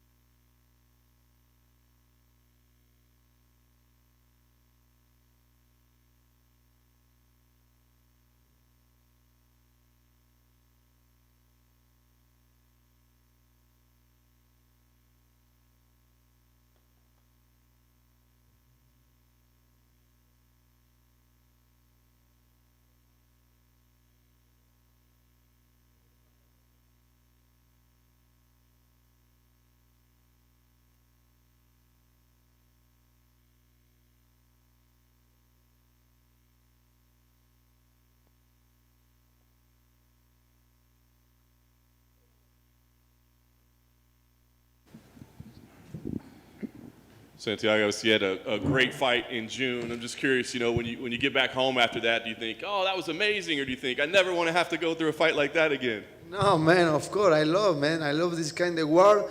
This fight have all the ingredients to be another war, do another great fight. I'm more than ready, I'm super good right now. I think in my right spot, mentally, physical, to make another epic fight. Nice. You took 6 months in between fights. Was that by design to kind of let yourself heal a little bit, or? No, it's not about me. I asked him to fight in September, but this is the fight they give me. I take the fight. I don't care. I say anybody. I try to fight as soon as possible. They give me this guy for December, so I take. I'm ready to smash this guy, tough opponent, but I'm going to finish this guy. I'm going to smash this guy. I'm going to put my 9 victory in 10 fights. I'm going to show to the world I'm ready for the belt, I was going to say, what do you think about Jeff as an opponent? Because he's had a lot of hype around him, but he's had a couple losses as well. So what do you think? Is he a dangerous opponent? Yeah, very dangerous. He's tough guy, He coming very well. And yeah, he take two losses last fight, but doesn't matter nothing, I think he coming with a lot of hunger in this fight. He need to win, He put the 3rd loss in a row. It's bad for him, but realistic, I don't care what is good about for him. For I'm gonna smash this guy, I'm gonna make him feel a lot of pain, for 15 minutes. And he's smart. Maybe he stay in the floor early. Obviously, news came out about him being arrested for drinking on Thanksgiving. How did that affect you at all? I mean, did you see that? What goes through your mind? I saw that in internet. I don't know if it's true or fake, but I'm sitting and waiting. If somebody call me to say the fight is canceled, I thinking and they give me other opponent, and I'm still fighting. For realistic, for me, nearly just only one step more for my belt. I don't really care about him, And this is the opponent the UFC put for me. I say okay, But my goal is the belt. Doesn't matter go inside the cage with me. I'm gonna smash. I'm gonna go to my belt. Nice. Last thing for me, what type of fight do you think we see? Do you think you can dominate and get him done early, or do you think it's going to be another war? No, probably there's gonna be another war, But I'm gonna finish him, I know I'm gonna finish him. Santiago, right here. I know you said you're focused on Jeff, and you saw that thing on the internet, and you don't know if it was true or not. So the fight is obviously happening. But when you see that headline, are you just wondering what's going on in fight camp, considering that was so close to the fight when that news came? Yeah. They call me some friend. I don't watch very news, But a friend called me and say, hey, you saw that, and nothing, man. I sit and say, okay, man. The bad news is the first news you listen. I say, okay, I'm gonna sit in home and probably if the phone talk between today tomorrow, the fight maybe is canceled. But and in the right moment, I think hey, hopefully they give me other guy. For stay busy. This is they're looking for now. Stay busy, stay fighting. Yeah, thank God the fight is still on. There's a good opponent to show my worth, to show who I am again, I know I have everything to finish this guy. Yeah, I'm gonna do this on Saturday. Santiago right here. Santiago, for the UFC Latino commentators, it's been a great year. Obviously, Brandon Moreno's done well, Chito. Does that give you some extra motivation? It just seems like this is a great year for all 3 of you guys. No, of course, man. Last time when we fight, we 3 together. All 3, we take a bonus in 1 month. 3 victories, bonus, belt for Brandon Moreno. I think we come in doing a really good work, I come in working in the UFC Spanish for so long, Then in 2015. I'm happy to see this department grow up, it's growing. I'm very happy, to be part of about that, I really like, the broadcasting, the fight, and all the people working with me there. I asked Dominick Cruz, who's obviously the commentator in English, what's it like having the other guys listening to them commentate his fight? Same question for you. What's it like for you listening to your friends commentate your fights? No, that's great, man. They have a lot of... They really like me, and I think that's very good. My friend is there, working on this fight, and yeah, I'm very excited. There's a great card too. There's 2 belts on the line. I'm behind the 2 belts. There's a really good place to me show my work. I asked Cruz. I want to ask you. Do you ever text like Brandon or Chito after your fight and you have to tell them, Brandon, that wasn't what I was trying to do in the cage. What were you saying in the commentary?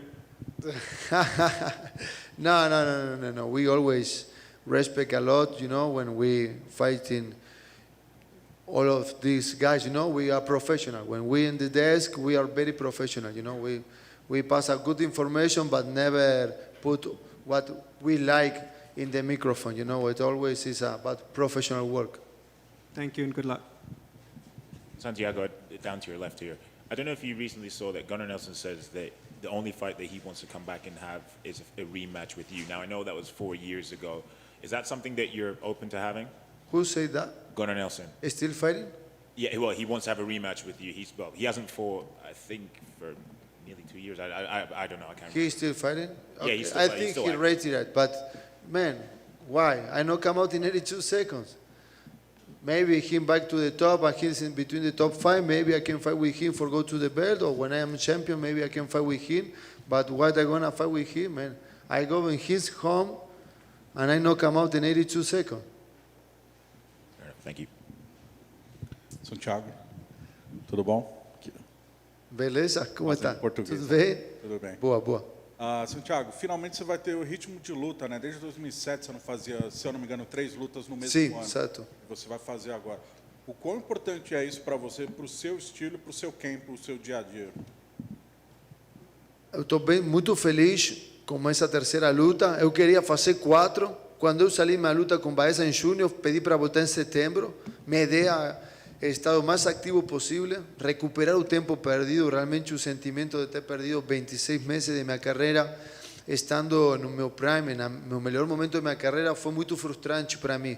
Ver muito cara que estava atrás mío no ranking, como Edwards, Luque ou Bones, que nem estava rankeado, passar na minha frente, ir pelo título, eu ser removido do ranking, foi realmente para mim uma frustração grande, e agora o que eu quero é estar ativo e poder mostrar o atleta que eu sou, não? Então, graças a Deus, não pude fazer 4, mas estou fazendo minha terceira luta, estou conforme com isso e realmente estou no meu melhor ponto, treinando muito bem, a cabeça, mentalmente, fisicamente estou muito bem, então estou pronto para fechar o ano com chave de ouro.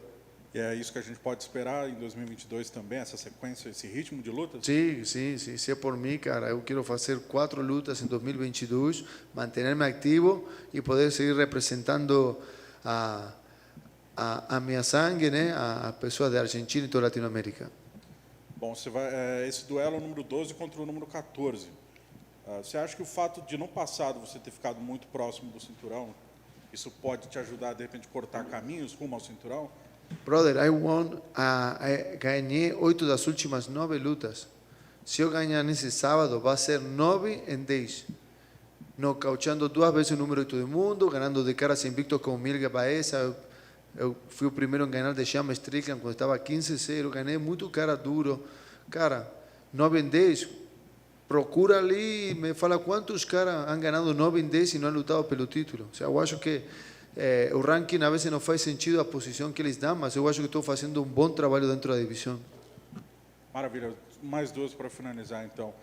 Sobre o seu adversário em si, onde você vê uma brecha, onde você se acha superior, que você pode, nessa brecha, conquistar a vitória? Eu sou mais completo, né? Eu sou um atleta mais completo que ele. Tem jogo de wrestling, tem jogo de chão, e incluso sou mais técnico que ele na parte em pé. Então tenho melhor movimentação que ele. Eu acho que sou um atleta superior tecnicamente e também fisicamente, e também creio que sou superior com questão de experiência. Então eu acho que tudo isso joga a meu favor. Para finalizar, então, Santiago, queria que você explicasse em português, por favor, como foi essa questão, rumores de que talvez ele não fosse lutar, teve uma prisão ali recentemente, como isso chegou até você, e se de fato houve alguma conversa, de repente algum nome ventilado que poderia substituir ele, ou enfim.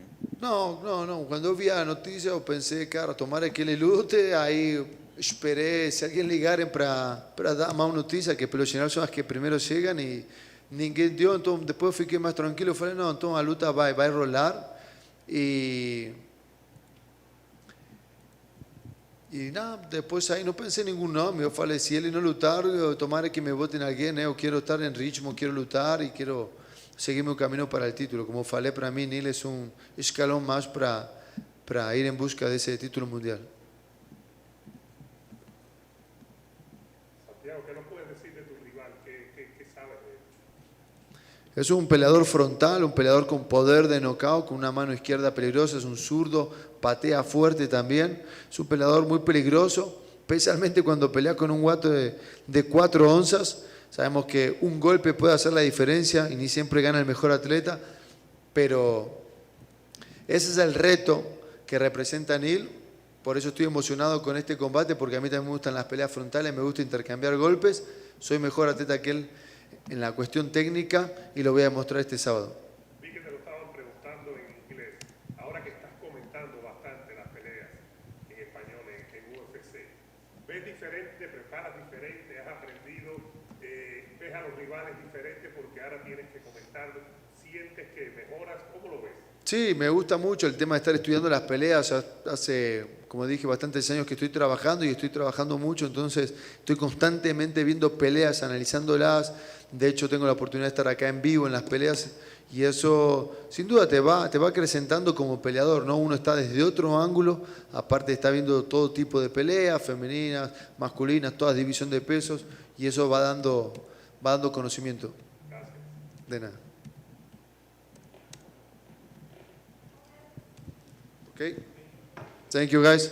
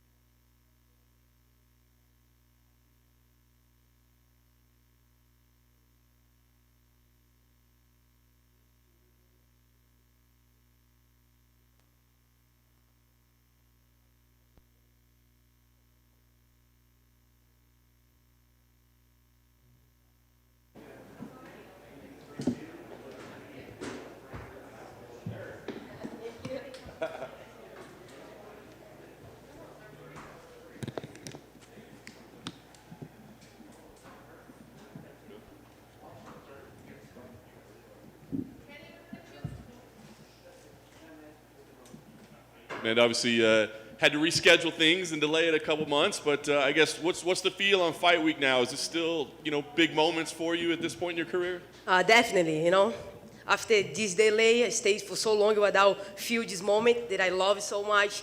And now with Reagan with me, so we really look for all those moments together, I want to show her when she grow up, all these moments she was with when she was young.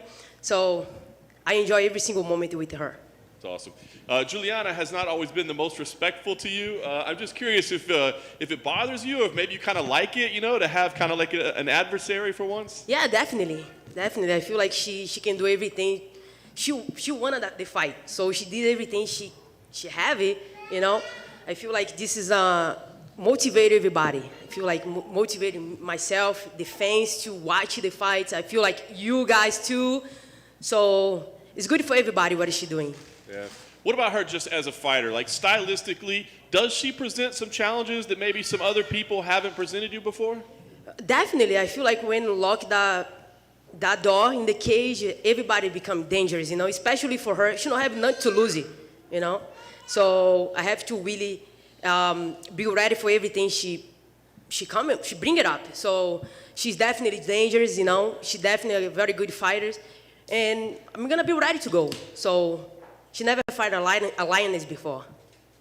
Obviously, you've been so dominant. I know you're focused on what's happening here, but are you thinking about the future at all? We're trying to figure out, does this 145 belt still matter to you? Is that a division that matters? Do you want to stay here at 135? I mean, I know you got to win first on Saturday, but are you thinking about that yet? Yeah, definitely go step by step. But I have the belt, I'm not going to let that belt go. So as long as I be able to fight, I'm healthy, So I can go to the gym every day training. I'm going to be 34 years old. I still feel very young. So I have a lot to go still. Do you see yourself defending both titles? Both? Yeah. Yeah, for sure. I can go up and down, no problem. So let's see the future. I'm excited. Nice. Last thing I wanted to ask, obviously one of your teammates, Kayla Harrison, high-profile free agent. I'm curious, do you hope that she makes it to the UFC so you could see her, but then it would kind of create probably drama, or do you hope maybe she stays somewhere else? No, honestly, it's up to her, Everybody know of her own career, I hope she make the right decision, in the UFC or in another promotion. I always gonna treat for her. We train very well. We're very good in the gym, so we have much fun in the gym. So whatever she decide, I think this have to be her business. Amanda, right here. I think a lot of fans, when they watch Juliana's fights, they see this dominant wrestler, someone that wants to take it to the ground. But when you're watching her, do you see anything in her striking that also stands out to you? Honestly, yeah, she's a brawler. Brawler is a very difficult fighter to do it in the cage. So I give a lot of credit to her. Her wrestling is very good too, But it's it is what it is, We have to really be ready for all the fighters, because MMA is a sport you're gonna do with all those kind of styles, technical, brawler, jiu-jitsu, wrestling. So that's why I'm an MMA fighter. I have to handle all those things and be ready for whatever. Well, going off of that, Juliana was in here earlier, and she had said that she doesn't really think you've been tested off of your back. No one's really got to take you down and work from the top of you. I would like to get your response to that. She's delusional. So what about her best friend, Misha Tate? What about Sarah McMahon? Sarah McMahon almost beat her. Sarah McMahon gave up in the fight. If she didn't give up, she would beat Juliana, But I beat Sarah McMahon years ago, you know what I mean? So I feel like she can talk or whatever she wants, I feel like she have to do that to be able to bring it all the attention. But I'm gonna tell her she can have all the attention she wants, all of her, because Saturday my night, baby. December is my month, so nobody's gonna take this belt from me. Amanda, back here. When I was at American Top Team talking to you over the summer before the first fight, you had said, when Juliana was talking about taking the fight to the ground and all that, you said, I'm going to finish her on the ground. Is that still what you're hoping to do, or do you see the fight going differently now that you've done another camp for her? No, definitely. Juliana is have all the holes to I can finish her in the floor as well. So Germaine finished her, you know what I mean? Like, Germaine Jadami is a striker, finished Juliana Pe&ntilde. So I feel like my game is way above of all those girls she fought. So we're gonna see what happens. I just need a mistake for her. In the strike, in the floor, whatever she's gonna bring it up, I'm gonna have the answers, and I'm gonna finish the fight. And what does this night mean to the gym? Obviously, you have Dustin fighting for the title right after you. It's been, I'm sure, very good vibes in the gym and everything. Can you just put into context how big of a night this is for American Top Team? Yeah, definitely. You know, it's awesome to have all my teammates around and share the cage with them. Is amazing. It's just like we think about it, the name of the gym, you know, and the owner too. Like Dan believing in myself, like since day one. When I went to his office, say like, listen, like I don't have where to go, I don't have money, I don't have but I want to chase this, and I pick America Top Team to do this, and he like, let's do this together. So I'm gonna fight for America Top Team forever. So I feel like the gym is the one is supposed to win, you know. So we have a huge card for our gym, and I'm very happy. Amanda, right in the middle here. It's for your first fight back with fans, right? So how exciting is that for you to get to perform in front of, the big crowds again? Yeah, definitely. I'm very excited. So that is a part of Juliana, you know. She's gonna bring all the fans like excited to see it. The fans wanna see me beat her, you know what I mean? So they always excited. They're always gonna be hyped Saturday, and I'm gonna be like a lion when see the blood, the meat, so ready to go. And it's been a bit since you fought and defended at bantamweight, so has it felt harder kind of cutting down, or how are things, with the process getting back to 135 right now? Actually, this one is the best weight cut that I ever had in my whole life. That is crazy to say that, but like last one with Germaine, I have a hard time, and I look in Nina, and I cry after. I never cry after make weight. This is the last time that I cry when I make weight. I'm supposed to be happy today.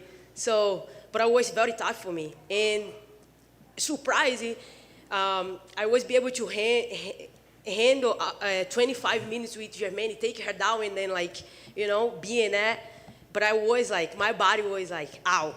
So, but this one, we make a lot of changes. I put a lot of nutrition in. So right now it's almost there, actually. All right, great to hear. And you mentioned the life and career a little bit. There are many, many highs and some lows, of course, comes with the territory. But I'm curious, having experienced everything you have, what would you say has been your biggest learning moment experience? Learning moment, I feel like I'm being always learning with my diet. I feel like for me, because I like to eat, I like to enjoy really my life. So, and I feel like I still learning eating and being a diet. But this fight I did a good job. Nina was all the time don't do this, don't do that. So she was put everything by the book, and I feel amazing. So I still learn with my diet. Yeah, of course. And obviously your teammates taking on Charles Oliveira. But I got to wonder, is it kind of cool to see, the two Brazilian champs, defending on the same night? Of course, you want Dustin to win, I'm sure. But is it kind of cool to see for the country, representing this way? Yeah, definitely. Like I say in the other interviews, Charlie's a great champion, a great fighter. And I'm very happy for him. He was be able to make it. A lot of people want to be there. After he tried for so long in his career, he finally got in the place he want to be. So I'm happy for her. And at the other side, I have Dusty that I see every day at the gym, that I talk all the time. We are good friends. So there's no way that I can cheat against that guy. There's no way. I know, he's Brazilian, Charles, very happy for his career too. But there's no way I can. It would be against me, against my heart. Best of luck, Amanda. Thank you. Amanda, right here, on your left. Oh. Hi. Amanda, do you believe that Juliana thinks she could beat you, or do you think she's trying to talk herself into the confidence? I think she tried to get that confident because she knows the truth. She know the truth. She been say so much liars things to like try to make her believe in that. But it's like I'm telling her right now, that's not gonna happen. What did you think when she went to the press conference for the August event where you couldn't make it and she's asking Dana where you are? What did you think when you saw that on your phone? Just a clown. Want attention. That's it. Kayla Harrison talked about how she helped you to train for Juliana. I know you guys, you can't really use Kayla to prepare for like Megan Anderson. So what was it like to work with Kayla to prepare for Juliana? Awesome. Very good training partner. Like I say, we have a good time when we training, and we are good friends. So it was like, Kayla's huge, always be able to give me that pressure that I needed. And so it's always amazing having her to be able to help me. So it's like every time that we be able to get together training, we always have a good time. Amanda, is she the team captain? What do you mean team captain? Of American Top Team. Kayla Harrison likes to say that she's the captain of the team at American Top Team. Do you think she that's said true? that. I don't know. Thank you. Can I have one in the Amanda, posso fazer em português, por favor? Amanda, como é que está a tua rotina, mãe, filhinha, como é que isso mudou no seu dia a dia? Muito, muito bom, viu? Acho que esse é o momento mais feliz da minha vida. E Reagan é uma criança muito especial. Ela é tranquila, ela tem o schedule dela, ela dorme bem, porque muita gente fala que se prepare que você não vai dormir à noite. E assim, ela dorme à noite, desde novinha, ela já dorme à noite, acorda às 7 da manhã. Então, assim, ela é bem tranquila de lidar. E Nina também, Nina é uma parceira, né? Qualquer coisa, Nina acorda, qualquer coisa, Nina está sempre ali. Então, é uma ajudando a outra, né? A união faz a força. Maravilha. Já uma vez que o camp foi perfeito, deu tudo certo. Perfeito. A Juliana, duas perguntas em uma só. Primeiro, onde você vê que ela pode te trazer perigo, de fato, ela como lutadora? E segundo, as provocações, esse trash talk que ela faz, como isso já afeta? Como você recebe isso? Eu acho que ela é perigosa em qualquer momento, entendeu? Acho que quando fecha aquela porta, a gente tem que estar atento a tudo. A gente não pode simplesmente, só porque eu tenho meus 2 cinturões em casa, eu tenho que pensar que eu sou intocável. Nada disso. Eu tenho que ficar ligada o tempo todo para realmente não dar oportunidade para ela em hora nenhuma, entendeu? Mas com certeza ela é uma atleta perigosa que eu tenho que ficar atenta, entendeu? E estou pronta para qualquer coisa. E as provocações, eu acho que é dela, ela quer fazer esse barulho aí, né, para talvez vender um pouco mais a luta, até porque isso também pode ser também um pouco de, ela não está tão confiante, né, e está fazendo isso tudo para poder botar na cabeça dela que ela pode ter alguma chance. Esse não é o momento dela. Esse não é o momento dela, assim. Ela realmente caiu de paraquedas aí, mas ela está fazendo o que ela tem que fazer mesmo. Fazer o barulho, e sábado a gente vai ver a realidade. Amanda, although your job is unique, both you and Nina are working moms, and you've talked over the years about the sacrifices that your own mother had to make getting your training growing up. How different is your perspective now, what she went through, now that it's kind of, you're having a similar type of experience? Yeah, now I know everything. Now I know everything. What my mom tell me all the time. Nina's dad too. So now I know, if you ask me, you want she be a fighter? I'm not gonna lie to you, no. No, I cannot see my daughter get hit in the face or whatever. Like, it's just like, I didn't even can think it, so now I know. And growing up, my mom did everything, everything that I can have a good and healthy growing up, so. And now I want to do the same, Everything that I can do to make Reagan happy, I'm willing to do. So it's very enjoyable moment for me because I never have any kids around growing up and around now. until Reagan. So I have my niece, but like she's in Brazil, I'm here, so I lost that moment. But living with Reagan 24/7 is like just unbelievable, happy and lovely and everything. Like all the words you guys think right now is the little girl right there.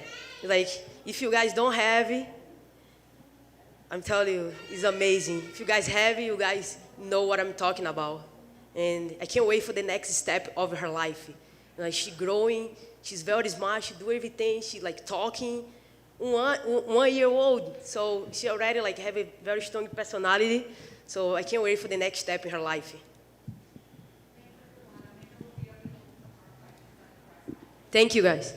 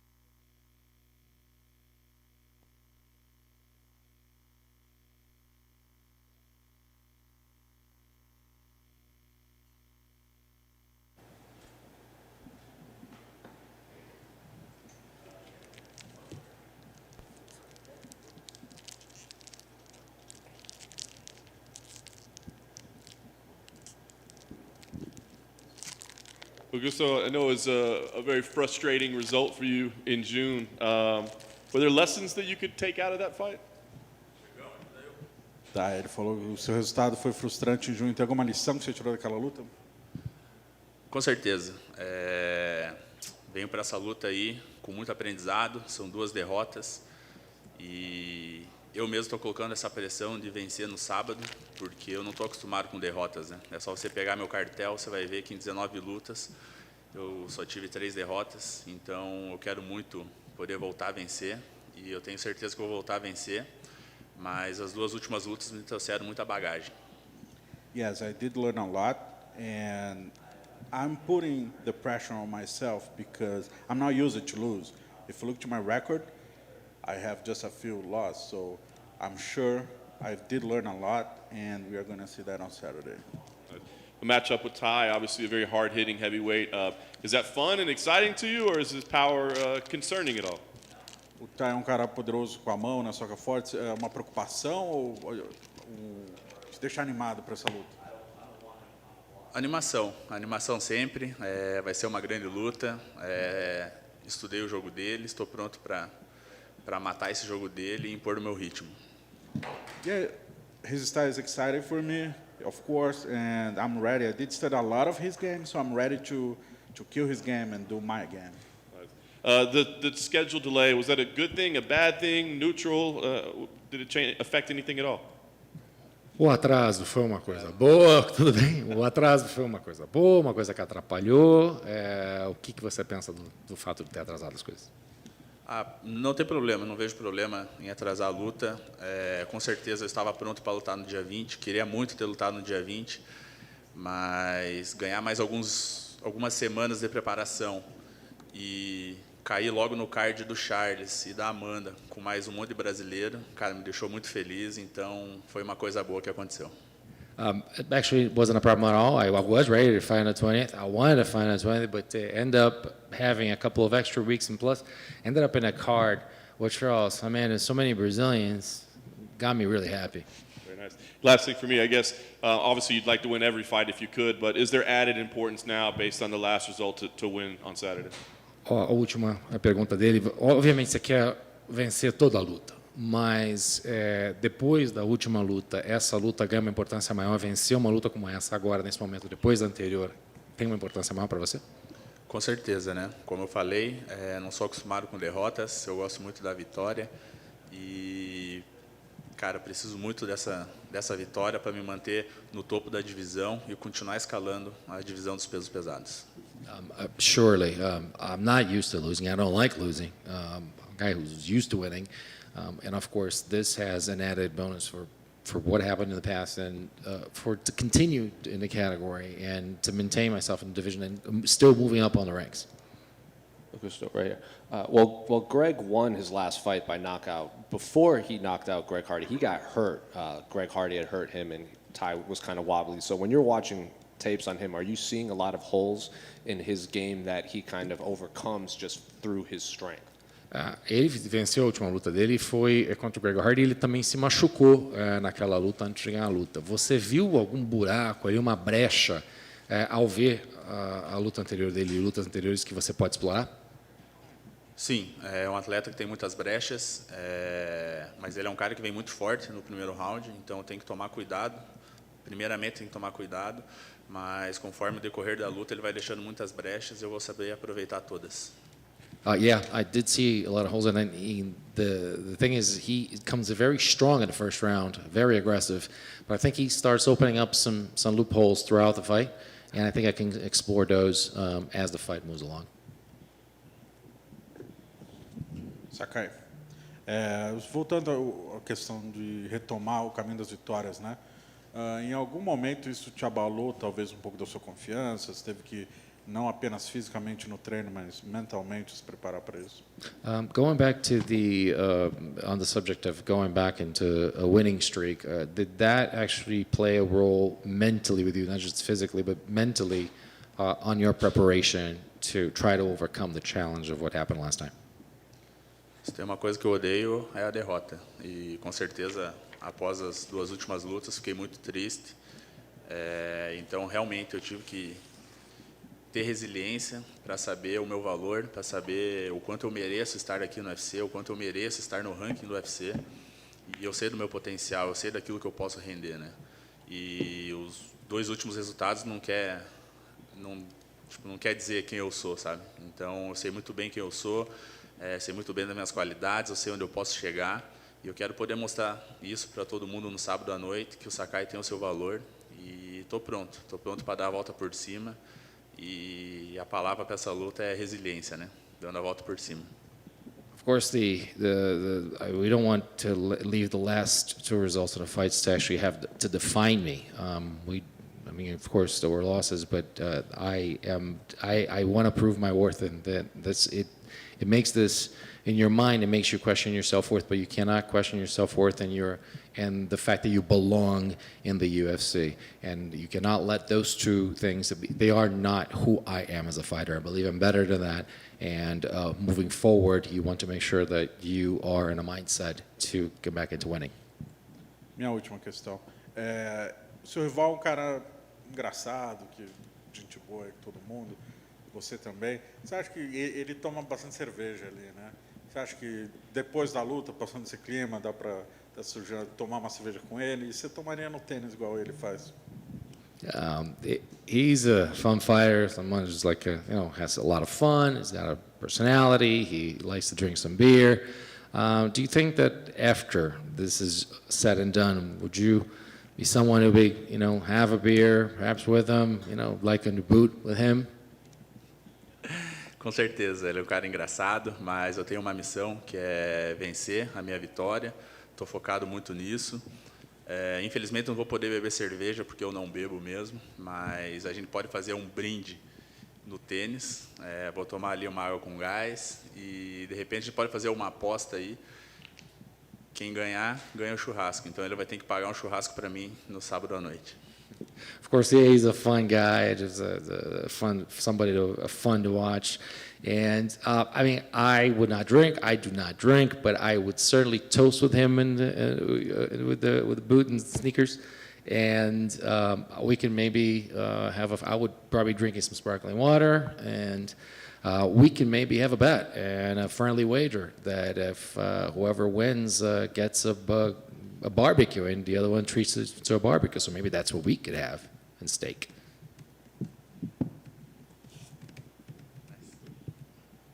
Thanks so much. Sorry, I know I speak English. Yes.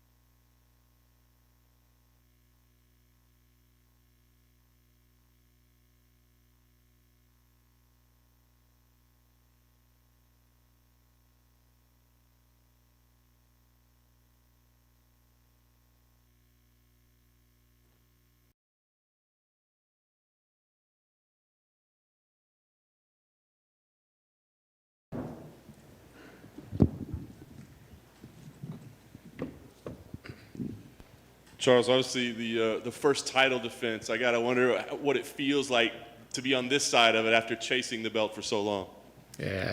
O Charles, a primeira defesa de título, e ele pergunta como você se sente depois de tanto estar do outro lado da moeda, agora ser quem está defendendo, como é que você se sente? Estou muito feliz, essa é a real. O mais importante é estar feliz, né? A gente sabe do quanto é importante essa defesa de título, mas o mais importante é trazer alegria e felicidade de novo, como eu sempre trouxe em todas as minhas lutas. Very happy. Happy with what happened, and we understand how important it is to defend a title, but just bring that happiness into the octagon and just continue on my path. How much has life changed for you over the past 7 months? I mean, do people treat you differently? What is life like as champ? Quanto que a tua vida mudou nos últimos 7 meses? As pessoas te tratam de uma maneira diferente. Como é que é ser campeão? Com certeza, mudou de cabeça para baixo, né? Como eu falei, mais pessoas começaram a acompanhar a gente, mais patrocinadores começaram a vir, né? Mas eu não deixei nada disso tomar conta da minha cabeça, sabe? Eu aproveitei esse hype maravilhoso, mas continuei sendo a mesma pessoa, um moleque humilde, um moleque que veio dentro da comunidade que está em busca do mesmo sonho. Of course, they changed. More people are starting to follow you. More sponsors come around, but very humble. I took this opportunity to, of course, I took advantage of the hype, but always being humble, always being the person that I am from where I am, from the community where I come from, and again, continue my path to legacy. Did it force you to sit down and reevaluate your goals in life? I mean, for 10 years you've been chasing this belt. Now you have it. Did you have to change your goals moving forward? Isso te forçou a mudar os teus objetivos de vida? Porque se você parar para pensar, são 10 anos na busca de um cinturão. Isso faz você sentar e pensar, agora eu tenho que reavaliar os meus objetivos? Não, eu só tenho que continuar batalhando. As coisas não são no meu tempo, é no tempo de Deus. Então eu só tenho que continuar batalhando e se dedicando para que as coisas aconteçam. No, we continue to battle. Things are not on my time. God sets the time, and all we do is continue to battle and continue on the same path. Yes. I'm curious what you think about Dustin as an opponent. We know about like his heart, his will, but when you really break down the skills, where do you think he compares to you? Estou curioso para saber o que você acha do Dustin. Todos nós sabemos do coração dele, da vontade dele, mas em termos de habilidades, o que você tem para dizer sobre isso? Deixa um cara duríssimo, tem um boxe alinhado, tem um wrestling bom, é um cara que gosta de levar as lutas por 5 rounds, é um cara respeitoso, vende a luta como eu, mas a realidade, como eu falei, eu não estou preocupado com aquilo que o Dustin quer trazer, mas sim com aquilo que eu posso trazer para dentro do game, e vocês sabem, quando eu entro lá para fazer acontecer, eu vou e faço. He's a tough fighter. We understand he's a tough and complete fighter, very strong in his boxing, brings a lot of wrestling, and everyone knows he likes to take fights to 5 rounds. But I care about what I can do and about what we can bring to the game, and that's what we're going to do. We continue, and that's what matters is what I'm going to do in this fight. Nice. Last thing for me, this would be a big win, obviously a big name, a title defense. What is your plan next year as champion? Are there a number of fights you want, matchups that you want? What's your plan as champion? Obviamente, essa última pergunta dele vai ser uma luta importantíssima, mas como é que você vê o próximo ano? Possíveis oponentes, números de lutas, como é que você vê o ano que vem na tua vida? Olha, de verdade, vamos fazer uma coisa de cada vez, o foco é agora, né? Vencer o Dustin Poirier, e aí a gente vencendo o Dustin Poirier, com certeza, a gente vai sentar, alinhar quem vai ser os próximos oponentes, mas eu sou um cara que gosta de lutar. Se eu puder lutar 3 vezes, 4 vezes ano que vem, com certeza vai ser muito bom. One thing at a time and focused on the moment, and I think that, after this fight with Dustin Poirier, tough guy, we're going to take care of him, but after that, then we're going to sit down and see and align what opponents should we be facing. But I'm a guy who likes to fight, and I don't mind looking 3-4 times a year. So that's I like to fight, man. Charles, right here. You had just said that Dustin is a very high-level boxer, but what do you make of his grappling skills inside the octagon too? Você mesmo falou sobre as habilidades que o Dustin tem com o boxe, mas o que você pensa das habilidades dele com o grappling? Como é que você vê isso? Olha, de verdade, como eu falei, ele é um cara duríssimo, merece todo o respeito do mundo, né? Mas eu estou preocupado com aquilo que eu posso levar para dentro do game, para dentro do jogo. Né? Eu sou um cara habilidoso no chão, vocês estão vendo, vocês notam o quanto que eu venho evoluindo na parte em pé, né? E eu entro lá para nocautear ou finalizar. Então essa é a minha preocupação, aquilo que eu posso levar para dentro do game.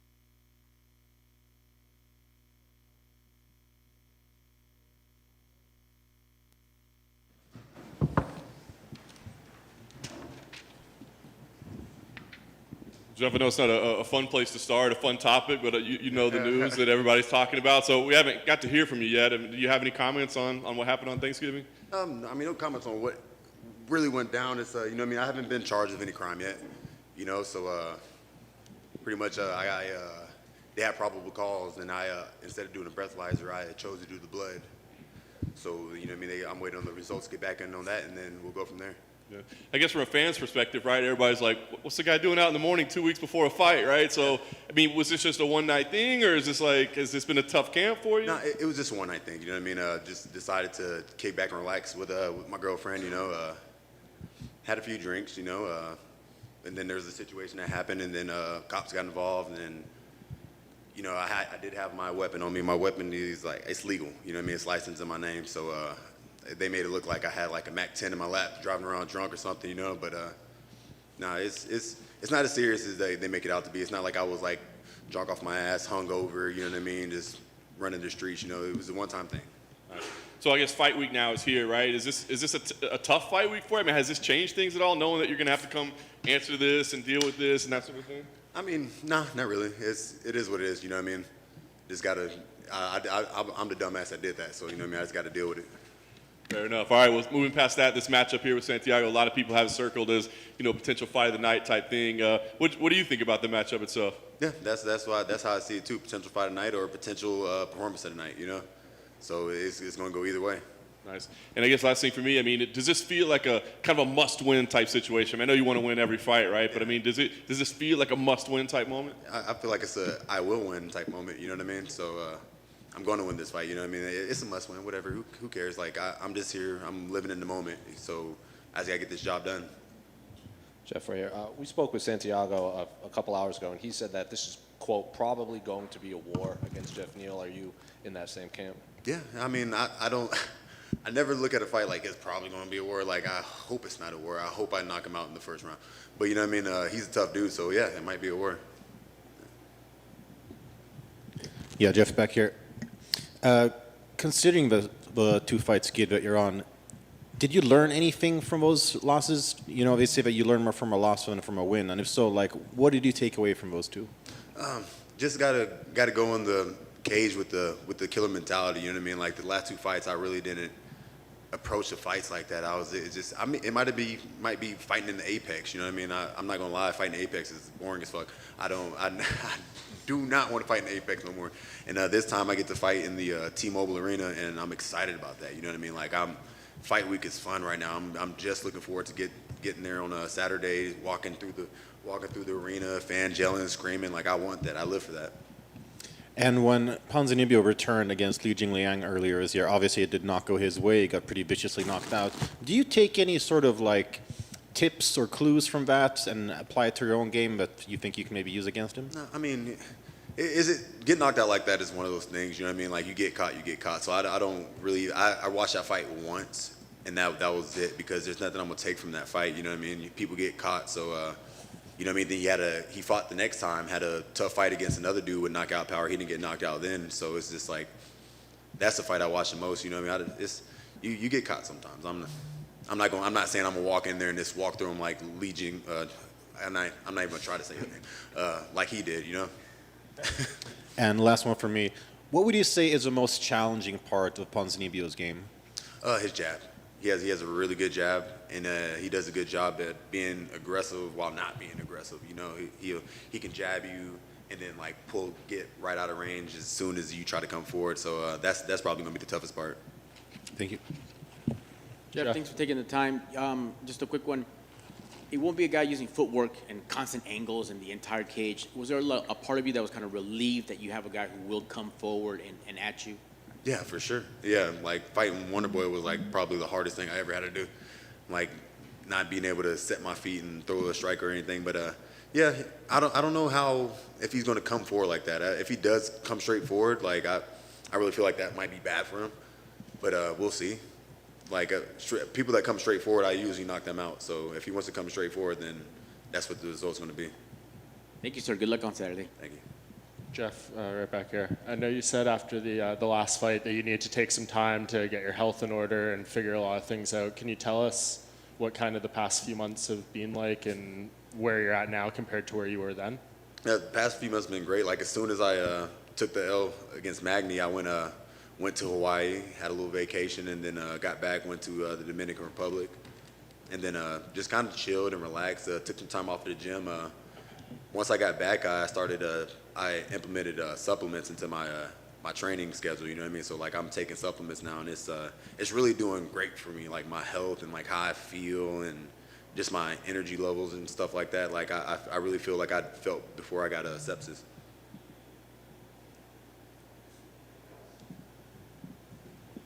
Good. Thank y'all.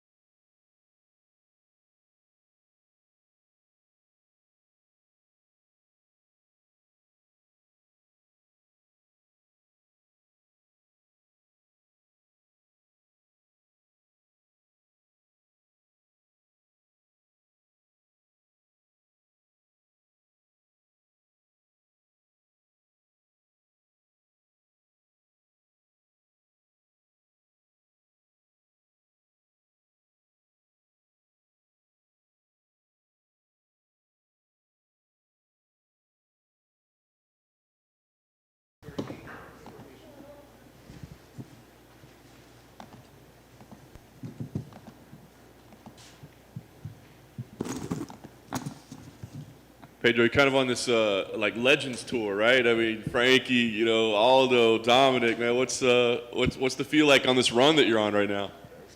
Let me tell you something. It's amazing. You know, that's something that I always visual to be competing with the best fighters out there, and you know, I'm very glad that I'm be able to do, you know, what I like to do the most, and fighting at top 10 fighters the last 5 years. So just that for itself, it shows the kind of like competitive, high-level skills fighters we have, especially at bantamweight division.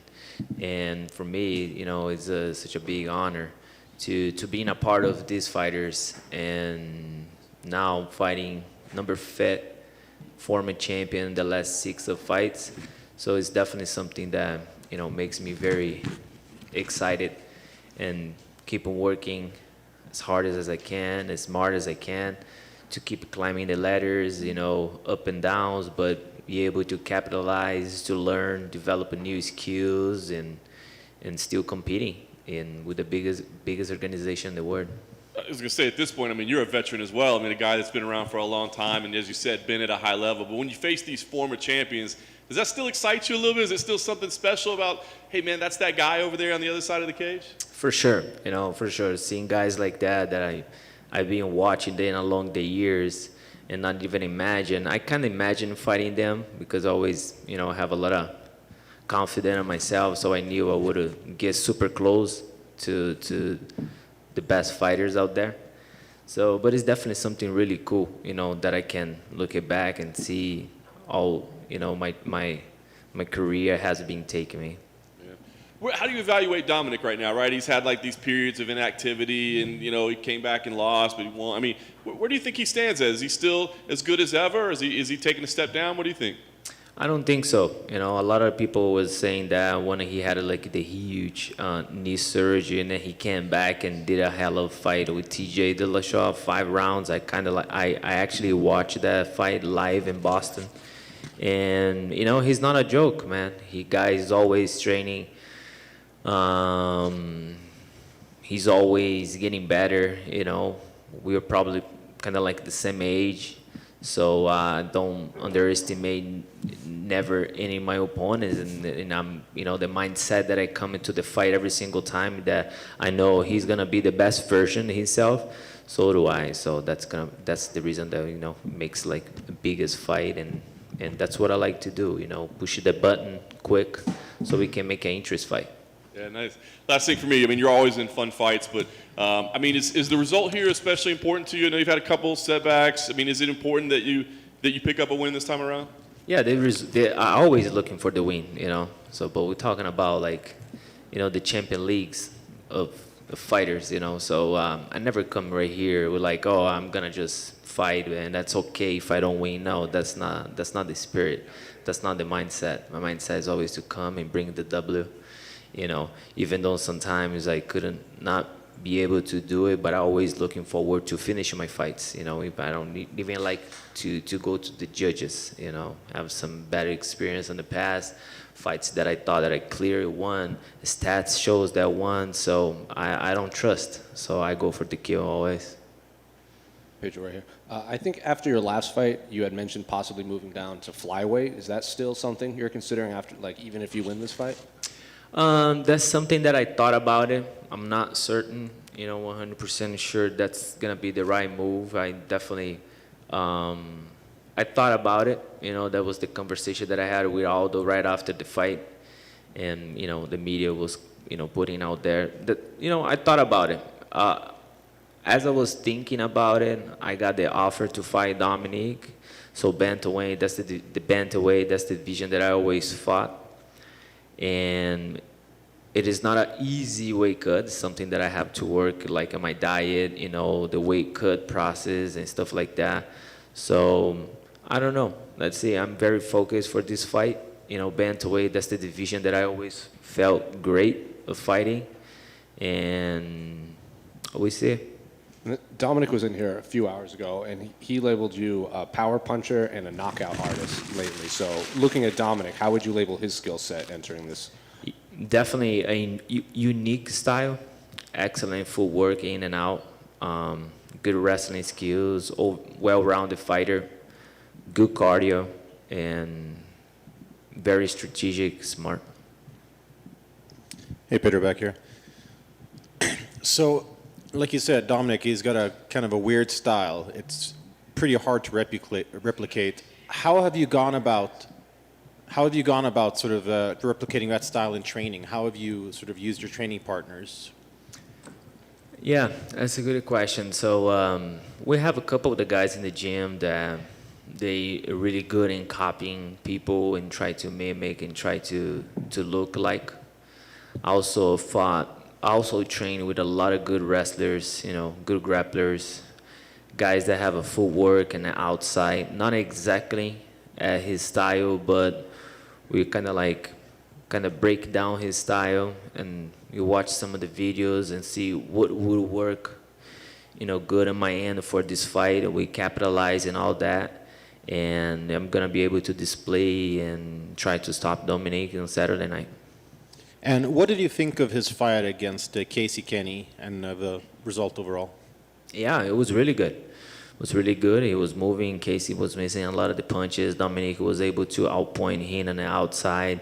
I felt he was the guy that was more active in the fight. So it was, I never underestimated him. I knew he's a hell of a fighter.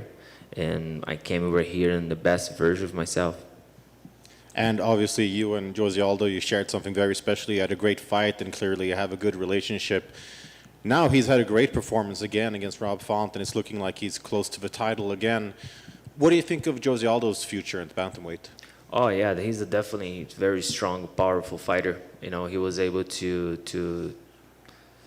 get like a good timing, I guess, making the bantamweight. And last fight, I felt him super strong, and some of the fights that I watched before, especially at bantamweight, he didn't make the same mistakes.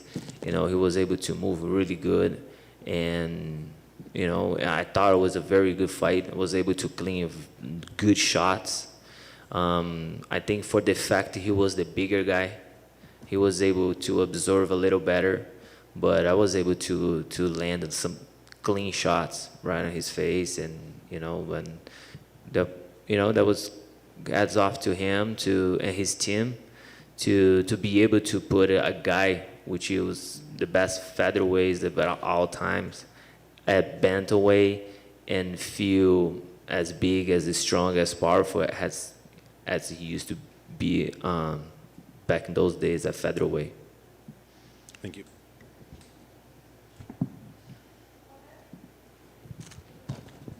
Pedro, bem rápido aqui em português. Você já lutou com Edgar, com Aldo, com Cody Garbrandt e agora com Dominick Cruz. Quão é importante lutar contra esses campeões para o seu legado? Com certeza. Para mim é uma honra muito grande poder estar fazendo parte da organização dos melhores top 10 da categoria nos últimos 5 anos. E por esse motivo vim lutando com grandes atletas da divisão. Nas últimas 6 lutas, 5 ex-campeões mundiais, e isso faz parte do meu trabalho, faz parte de algo que eu sempre visualizei, almejei, e estar entre os melhores, e os melhores têm que lutar contra os melhores. Sobre o Dominick Cruz em específico, dois pontos rápidos. É onde você vê possíveis falhas nele, no jogo dele, que você pode aproveitar, e 2 é o desafio que é ter alguém para emular o jogo dele, que é tão característico. Sim. Qual que foi a primeira pergunta? Onde você vê falhas no jogo dele? Não vejo muitas falhas no jogo dele. Sim, eu vejo assim alguns espaços que a gente pode otimizar isso ao nosso favor. Não vejo falha em si, por ser um atleta de nível tão alto tecnicamente. Então acredito que vai ser nos detalhes. Sobre emular o jogo dele. Ou alguém para emular o jogo dele nos treinos? Nós temos grandes atletas na América Top Team, né, com ótimo histórico no wrestling, no grappling, lutadores que lutam na distância longa e são rápidos. Então nós tivemos a oportunidade de fazer um mix de todos esses jogos, estudar taticamente e técnica as lutas do Dominick, e eu tenho certeza que sábado vai ser um show. Último então, A gente viu um vídeo do UFC que depois da luta, você conversando com o Aldo, você mencionou que iria descer de peso. E agora você permanece no 61. Como foi? Você pensou de fato, você já pensava antes da luta, você ainda continua pensando nisso? É possível que a gente veja na divisão de baixo? Eu achei bem interessante o fato do Aldo ser um grande lutador na categoria pena e ter sucesso na decência pro peso galo. Isso me deu uma possibilidade ali no momento ali de provavelmente fazer um trabalho assim no futuro. Foi uma ideia que eu tive ali no momento. Logo depois dessa luta, o UFC me ofereceu o Dominick Cruz depois de algumas semanas. Eu sempre lutei na categoria galo. Categoria galo foi sempre minha categoria desde quando eu iniciei. Vão ser minha 28ª luta, sábado, na categoria galo. Então, o que eu posso dizer agora é que eu estou focado para essa luta de sábado. E depois dessa luta, aí eu paro para pensar e vejo quais são os próximos passos para o futuro.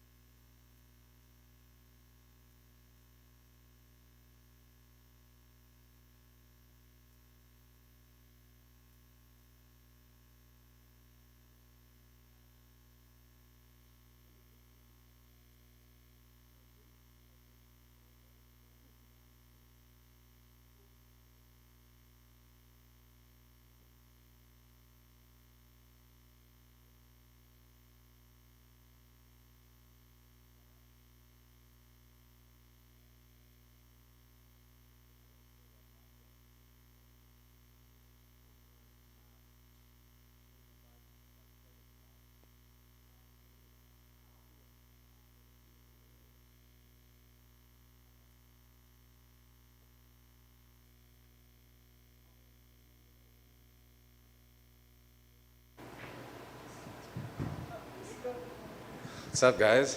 What's I didn't know up, I had to do this. I'm out of here. No, I'm just kidding. I'm just kidding. Say, 18 months, man. I mean, obviously, you know the battles to get back here. I mean, what's the emotion like for you right now? Man, I'm happy to be back. It's crazy because it's been 18 months, but it feels like I was just here. You know, it feels like I just fought. I just saw you guys. It's crazy how fast time goes. These starts and stops that you kind of had to have in your career, I mean, how mentally taxing is it, right? I mean, it's got to be difficult along the way sometimes to think, like, am I doing something wrong or is this not for me?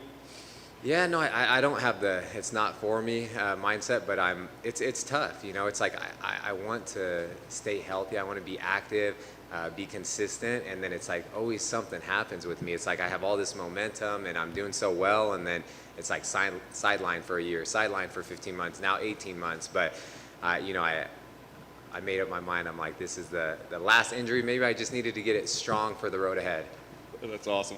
Talk about the matchup itself, right? Because on paper it looks like it's going to be fireworks. So what do you think about Dan as an opponent? Yeah, it's going to be a tough fight. You know, Dan is he's a good guy. He's super well-rounded. He comes from a great camp, great coaches, everything about him. You know, he's never been finished. Super durable.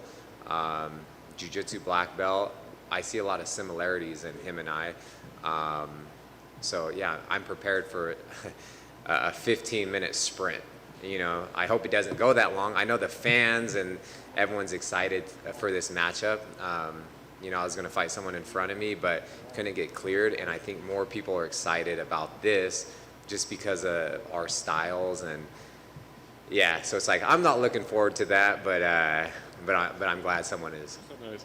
Last thing for me, I mean, a win here, obviously a big one for you, but do you think about like rankings and where it puts you? I mean, you've had this layoff, so it's like, where do you fit in? And do you even allow yourself to look forward anymore without jinxing yourself or something? So do you think about what comes next with this?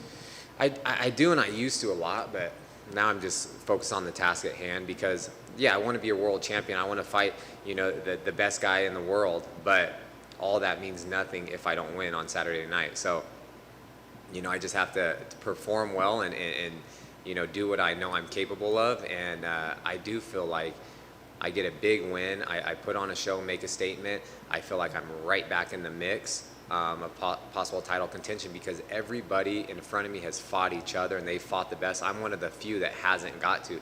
I just want the opportunity, and I guarantee that would be an exciting fight, but I have to win Saturday or that means nothing. Josh, right here.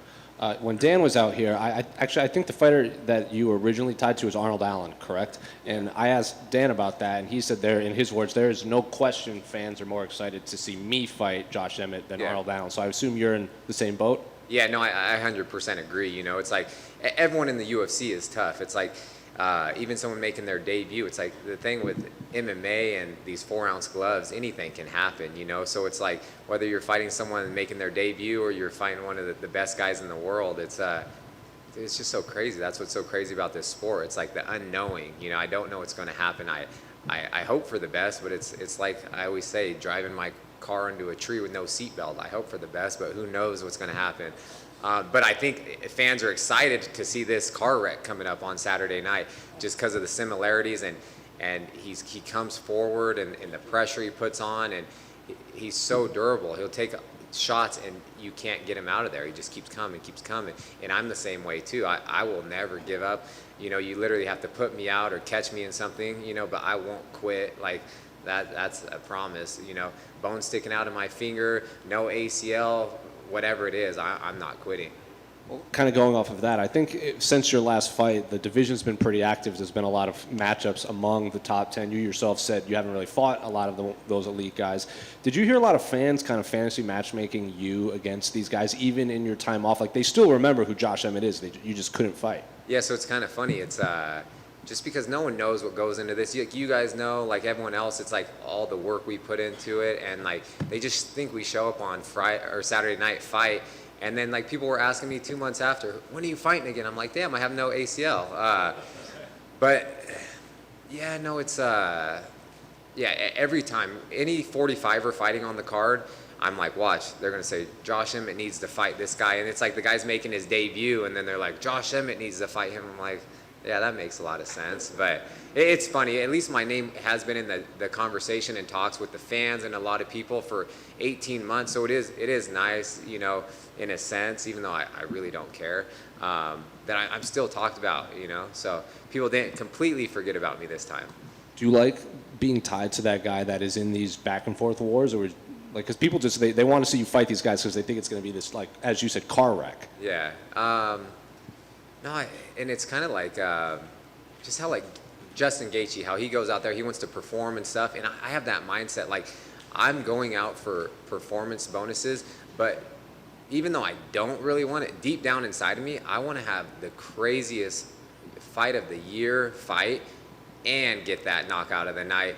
with like a minute left. You know, I want 2 bonuses. I want that money, and I'm in the entertainment business, so it's like I know what fans want to see. I know what Dana White wants to see. I know what the matchmakers want to see, and that's why I try to put on these fights. I've never been in a boring fight, even from my first amateur fight, and I never will be. I come from a wrestling background. I feel like I could go out there and take people down and just grind them out and win lackluster decisions, but like I wouldn't be in the place that I am. I wouldn't have a lot of these like records and things like that, and you know, that's what I'm aiming to, you know, please the crowd and everything. You know, since I'm not going to go out and just start talking all trash to people I don't know. You know, it's just like that's not my style. But I promise you, I'll be in the most exciting fight anytime I'm on a card. Josh, in the middle here. So maybe I just missed it, but you have a nickname, which is the Fighting Falmer, right? And that's an Elder Scrolls reference, kind of. Tell me a little bit about this. No, so this is when, so on Reddit, you know, I've done a few of the AMA, you know, interviews on Reddit, and a lot of the people, they're like, what name haven't I heard of? Like, people think, like Powder, like Falmers, I look like Baraka, Voldemort, like, you know, it's like all these, I can just go on and on. It's really funny, you know, but so yeah, it was just like, you know, the Reddit crowd is just crazy. So I was doing this charity event for a children's hospital and trying to raise money. That's not my nickname, but because they talk about that so much, I said, if I can raise over this certain amount, I would walk out as the Fighting Falmer, or I'd be announced as him, you know. But they did not reach that goal, and so yeah, that's not my name. I've heard other nicknames and stuff like Wikipedia. It's like, but people are doing that. I'm like, I don't have a nickname, and I've been announced even on ESPN and stuff like that. They announced me as what was it? I don't know. It was like just something weird. I was like, oh my God, they put that on Fox or ESPN, whatever it was at the time. I'm like, I don't have a nickname. So you're not much of a gamer then? I used to be, but just not now. You know, I like if I get on like Call of Duty or start doing something like that, like yeah, I probably won't be training because I'll be sleeping. You know, it'll be 5 a.m. and I'm like, oh shit, I haven't slept. I got to be here in, you know, an hour. So yeah, not anymore. I used to be a big gamer, but now I'm all about. I've been diving deep into the crypto space and NFTs, and man, that took me down the rabbit hole. And that's one of the things I appreciate with having this injury. Like, I've put hundreds of hours into the whole space and just educating myself on it, and you know, it's been fun. All right, best of luck, Josh. Thank you. Do you know what a Falmer is? Yeah, I know exactly what the little character is, and yeah. Does he look like me? Yeah. They're blind goblins. Yeah, they look like, yeah, almost like Golem too. People say I look like Golem too. You know, it's a little bit of anything. So. Hey, Josh. Or back here. orcs. Yeah, that was another thing. If they raised enough money, I was gonna come out as like an orc, and then the Fighting Falmer was like the biggest one, but they were just shy of all of them. So it would have been fun though. Yes, back here. So as stated, you've had a lot of bad luck with injuries and layoffs and things like that. Has it been at times hard to stay motivated? And if so, what has been the factor that's been driving you back and keeping you motivated?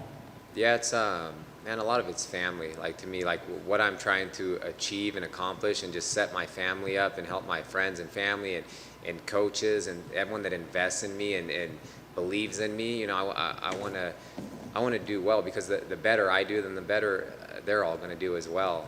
Just, you know, I have a close circle that I've had for, you know, most of my life, and I have a bunch of high school friends that, you know, I just have a tight circle and everything like that. So, yeah, that motivates me. And, you know, even going back to, I just talked about in my fighter meeting, I haven't talked about this, but 2020 was tough for a lot of people. And, you know, I lost my older brother and my grandpa, and just like the pain and the sorrow, like the pain I felt, it was just something different. And I'm sorry, but even just my mom, it was the pain just motivated me. Like, when I didn't want to get up and I was hurt, and yeah, it was tough. So I funneled that into somewhat positive energy, and I like it motivated the hell out of me. So this fight means something so big to me, and yeah. So.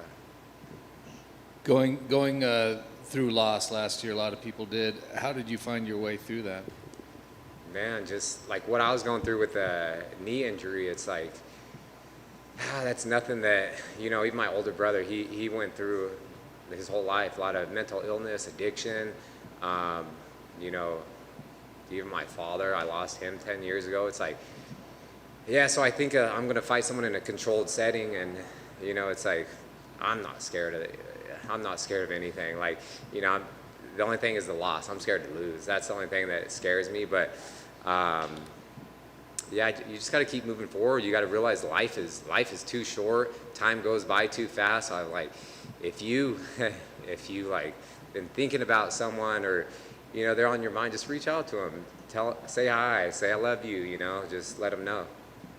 On a lighter side, are you a Bitcoin maxi or an altcoin degen? I'm all about it. You know, yeah, definitely in Bitcoin and yeah, altcoin degen. You know, I've been diving deep into it, and you know, I'm managed by Vayner Sports, and just from knowing like Gary Vee talking about a lot of stuff, and his brother AJ, and you know, I was into crypto when they were launching or he was launching his V Friends, and I had the opportunity to get in. I didn't understand NFTs at the time, back in March and April, and you know, after I saw how, you know, just like the utility and everything behind them, I like looked into that, did all my research, and then just have regrets about that. But I'm in now, so I'm looking to flip my way up to a V Friend. Are you going to make your own crypto punk for you? No, I don't know. We'll see. Like I've thought about things in the past, but yeah, we just have to create something really good for the community and have good utilities, just kind of like a lot of these blue chip NFTs and stuff like that. But you never know. I need some, yeah, I need some help with that, some of the developers and people to help me out with that down the road. Cool. Josh, you always bring it. You're rarely in a boring fight. But even with your time away, fan favorite, so it's already like the icing on the cake. Is there even more icing on the icing that you get that main event preliminary billing, and we'll get that ESPN2 and ESPN Plus exposure coming back? Yeah, I guess that's a good thing. Like in my mind, I've always wanted to fight on a main card of a pay-per-view. I still haven't yet. So I wanted to fight, you know, this is the biggest card of the year. I wanted to, you know, be on the pay-per-view and happy to have the fans back. But then just knowing that the UFC, at least they see a lot of conviction in Ige and I that, you know, we're going to put on a hell of a fight. It's going to be entertaining. So they're kind of using us to hopefully get more people to buy the pay-per-view. And more people are going to see it. You know, if you talk about from like a viewership standpoint, there's going to be so much more eyes, I think, on our fight than if I was maybe opening the pay-per-view. You know, I'm not sure. I think the Poirier Oliveira, they'll do good numbers. You know, so it is good that, you know, I hope I can put on a spectacular performance and get a huge win, and yeah. So it is nice to be on that headlining the prelims. Sounds good, my man. And just in case, one day maybe do one for charity where you do all the nicknames, and you could be Voldemort the fighting Baraka or something. I like it. Maybe we'll try that. Thanks, man. We'll try Good luck. that soon. Thank you, bud. Thank you. Well, thank you, guys.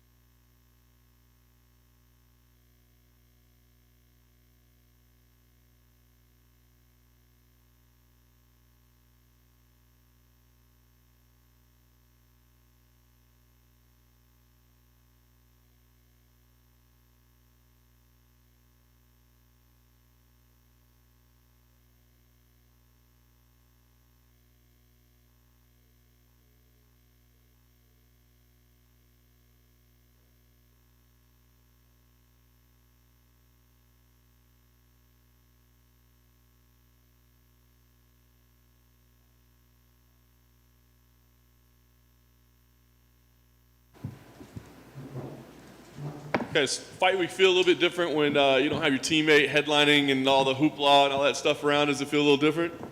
Yeah, I guess a bit more attention on me.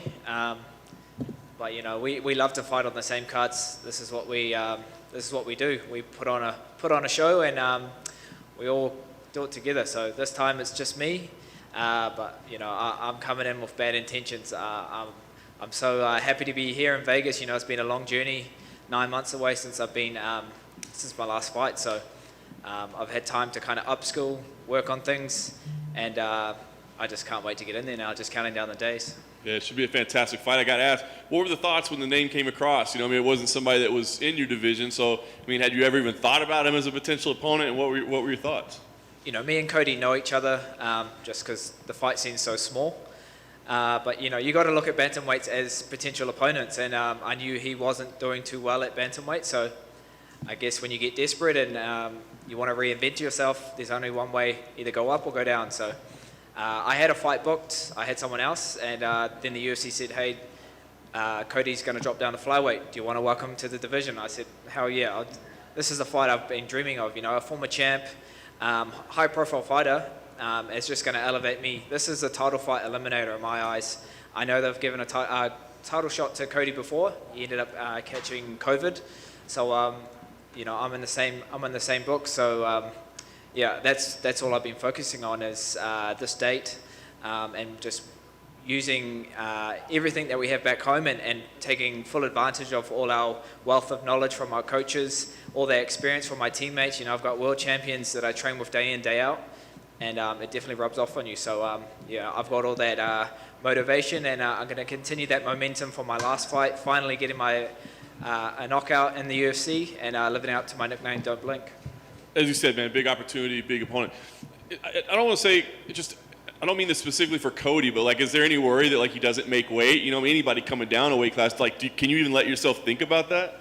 No, I can only control what I can, and I know Cody's a professional. You know, he's pretty adamant that he'll make the weight, and I've heard stories that he doesn't cut much weight to bantamweight, so it's no stress on me. You know, I'm just focusing on myself. You know, I've got my team here, my nutritionist is here, and we're good on making the weight. You know, I've done this 8 times. This will be my 8th time making flyweight.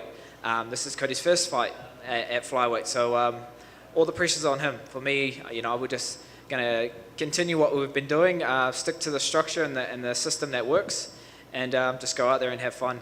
Nice. Do you anticipate, I mean, obviously when Cody's at his best, I mean, he's incredible, right? But he's had some mixed results as of late, the reason why he's moved down. So how do you prepare? I mean, which guy do you get ready for?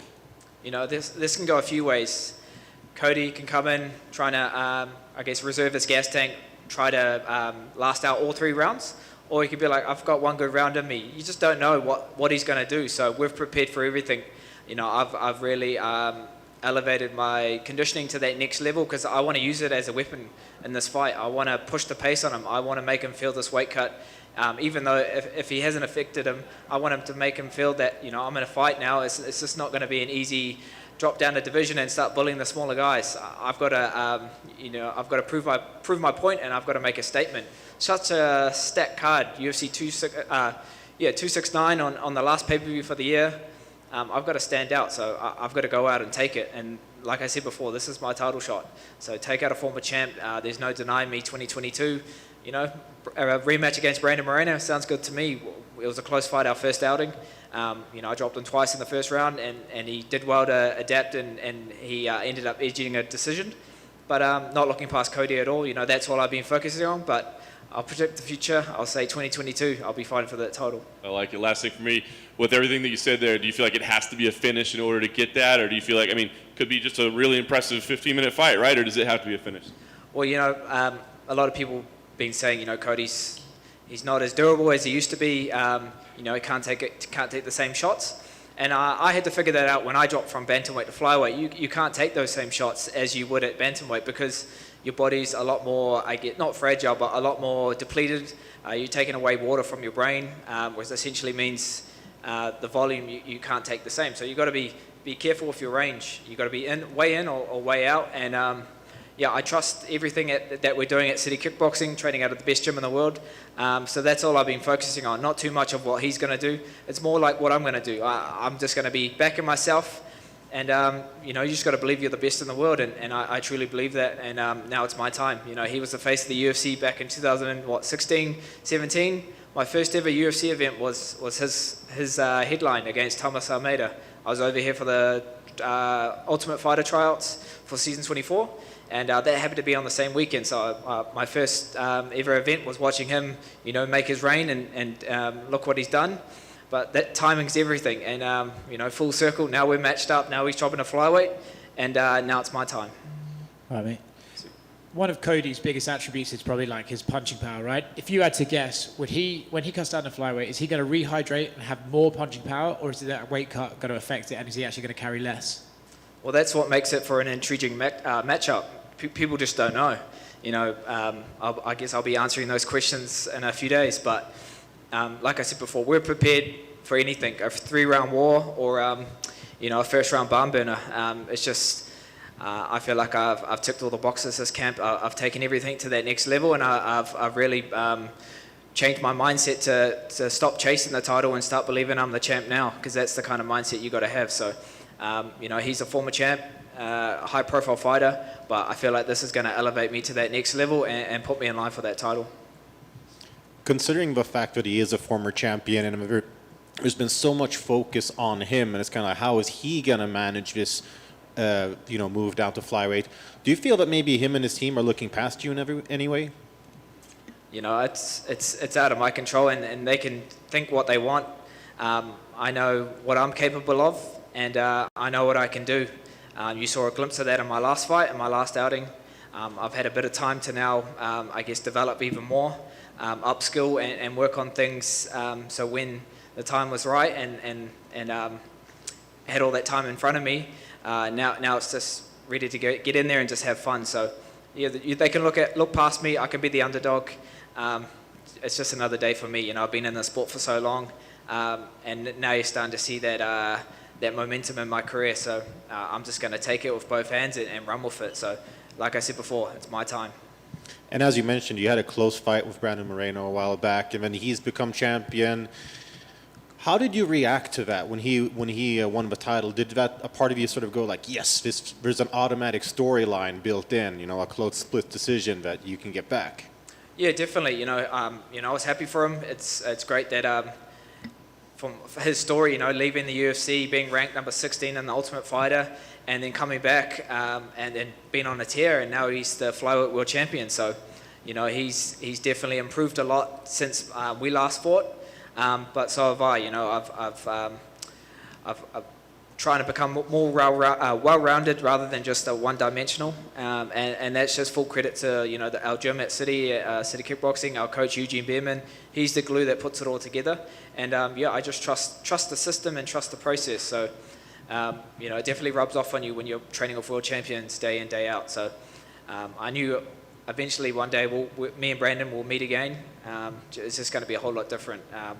Yeah, I feel like, you know, he's going to retain his title. He's going to win the trilogy. But, you know, if any injuries happen, I'll be happy enough to step in once I get past Cody. And last one for me. It wasn't too long ago that there was talk about the flyweight division being dropped entirely. Now it feels like it's back and stronger than ever. What's your overall take on sort of the journey that the division has taken the past couple of years? Yeah, so my UFC debut was in Adelaide 2018. Before I even made my debut, people were like, oh, what's it feel like being the last flyweight fight ever? And I was just like, I haven't even fought yet, you know, how are you counting us out? So it's been awesome being a part of that movement and part of that wave that's kept this division alive. I know for so long people were getting cut left, right, and center, and there was probably only like 12 of us in the division. But now, you know, you're seeing the spotlight back on us.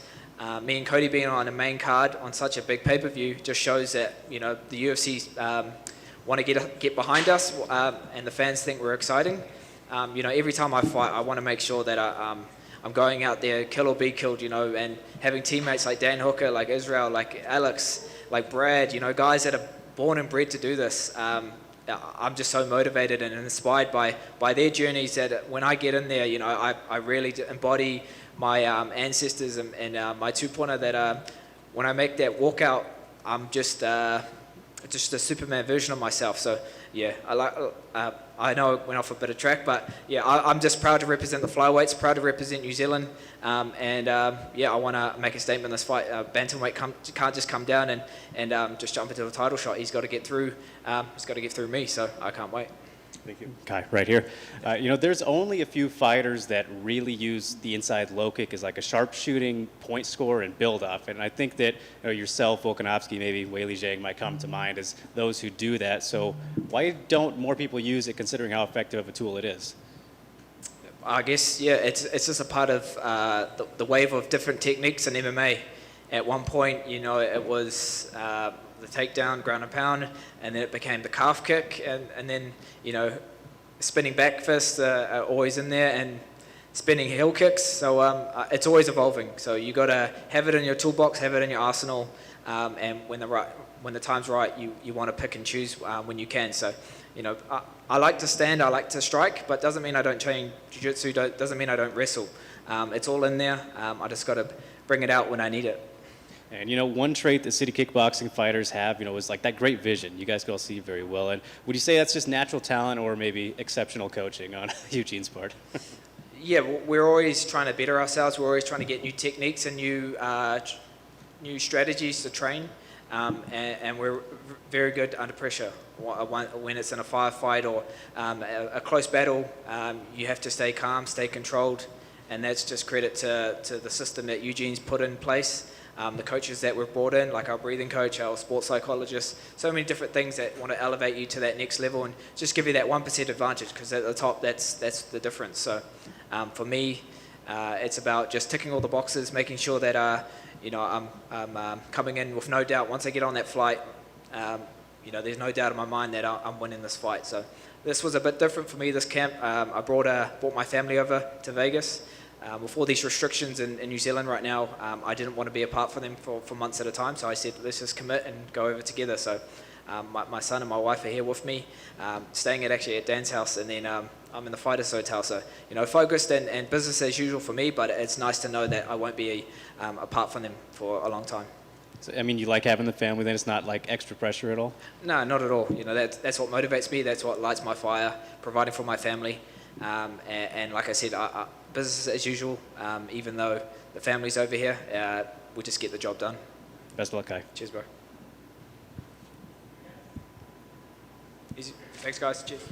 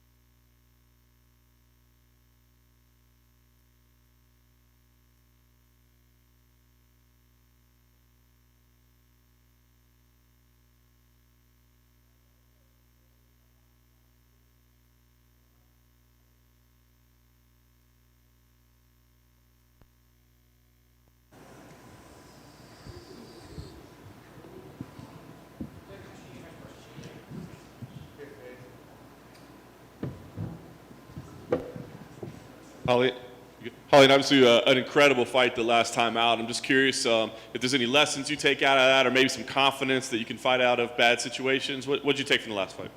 Ali é uma tremenda de uma luta anterior e ele gostaria de saber se você tirou alguma lição de talvez estar para um pouco atrás na luta e dar uma reviravolta para as próximas lutas que você tem. Cara, o que eu tirei de lição, vamos dizer assim, que a gente não tem que desistir. A luta é 3 rounds, então não importa se tu perder um round, tu não tem chance de virar a luta. E foi isso que aconteceu. Primeiro round, perdi, demorei a entrar na luta, mas segundo e terceiro round, entrei na luta e ganhei os 2 últimos rounds. Então, aprendi que a gente não tem que desistir, não tem que se abalar se a gente começa a luta perdendo. Tem que ir até o fim.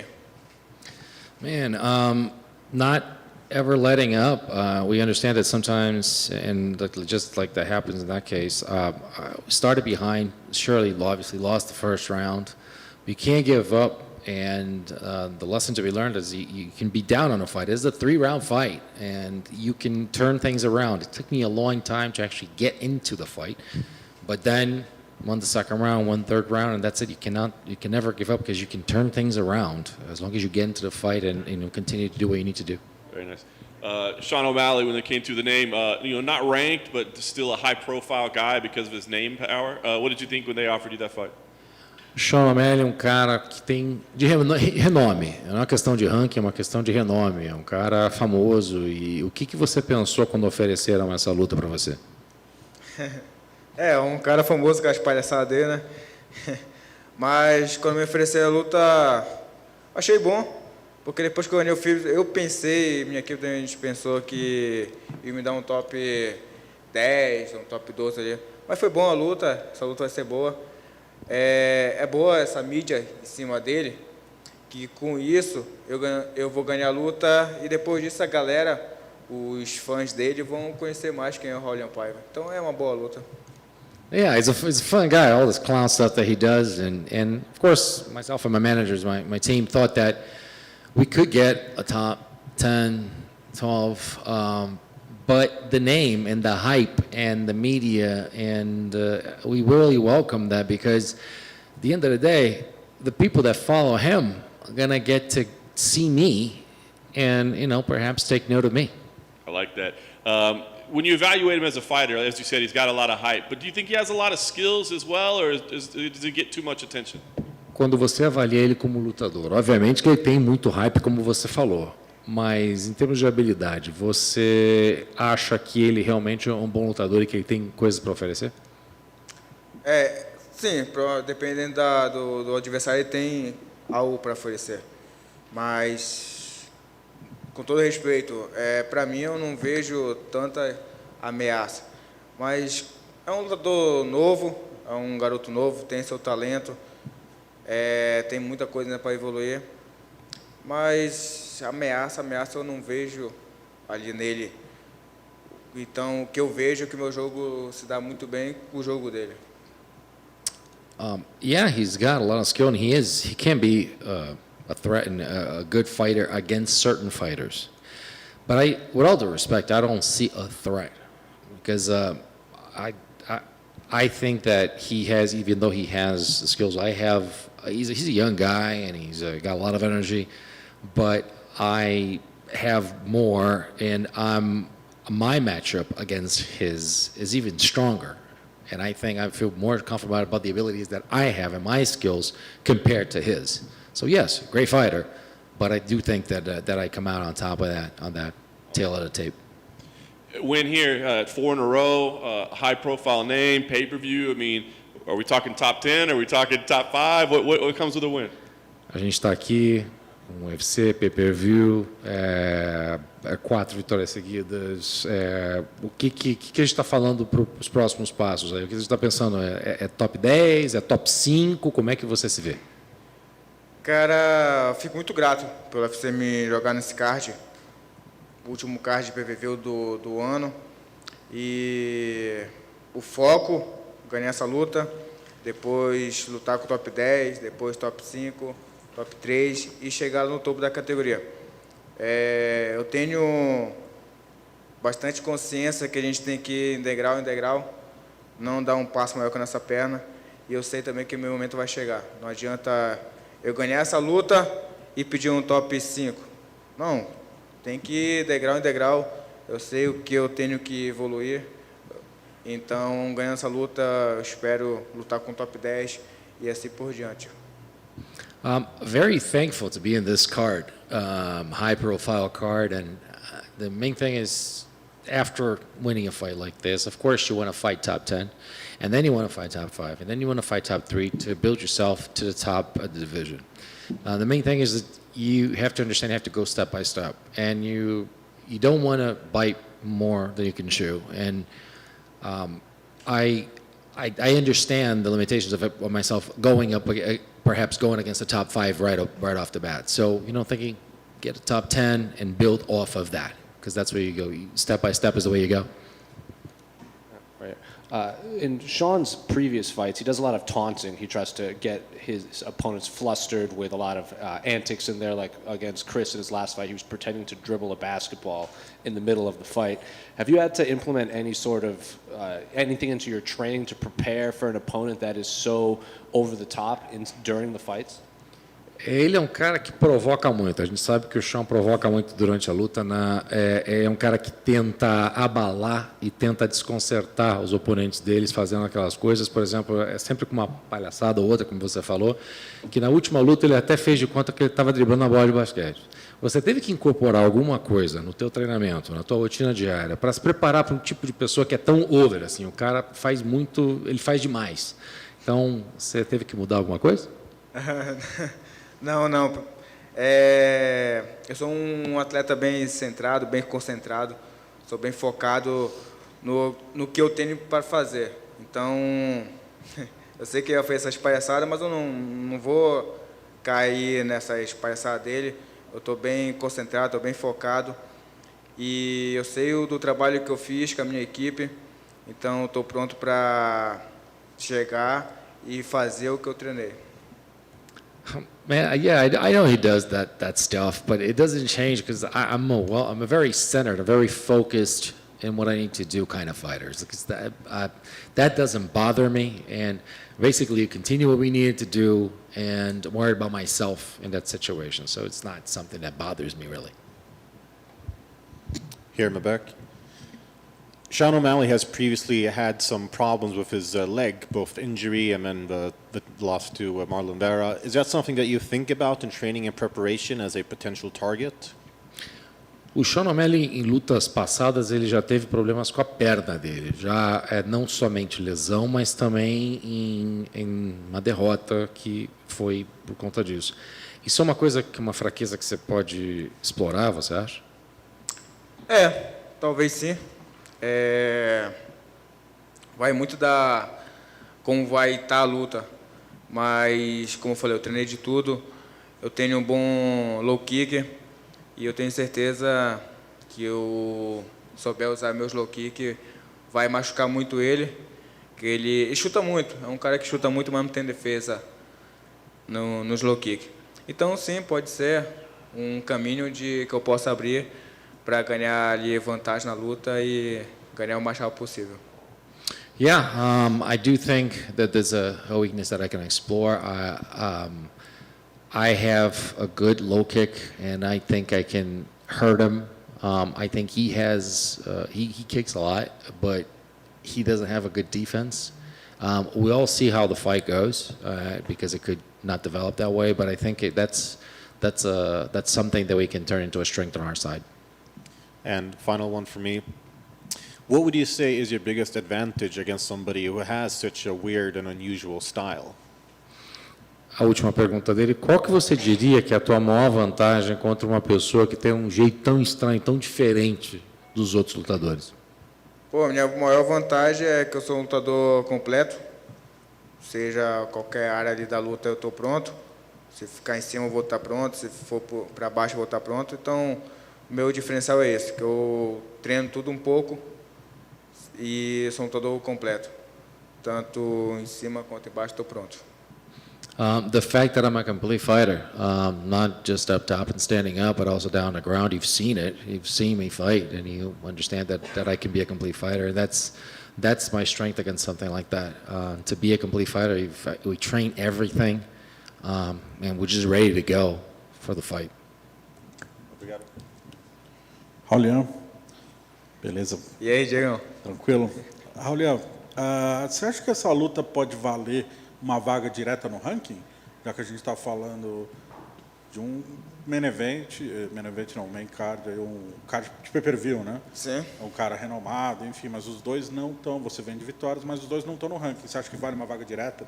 Leon, do you think that because of the profile of this fight, a pay-per-view, the fact that he's a guy with a name, you coming off of so many wins, even so, I mean, you're not ranked. So do you think that this could mean a automatic spot in the rankings? Sim, com certeza.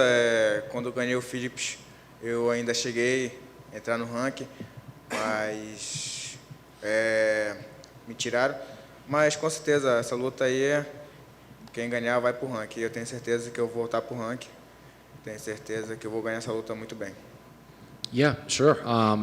When I won, I was actually briefly was in the rankings until I got dropped out, and I think that the winner of this fight should be in the rankings, and I think I'm going to win, and I should deserve to be in the rankings after that. Você nas casas de apostas, você é azarão para sua luta. Ao longo do ano, a gente viu diversas vezes o azarão quebrar a banca e vencer. Esse ano foi marcado por muitos azarões.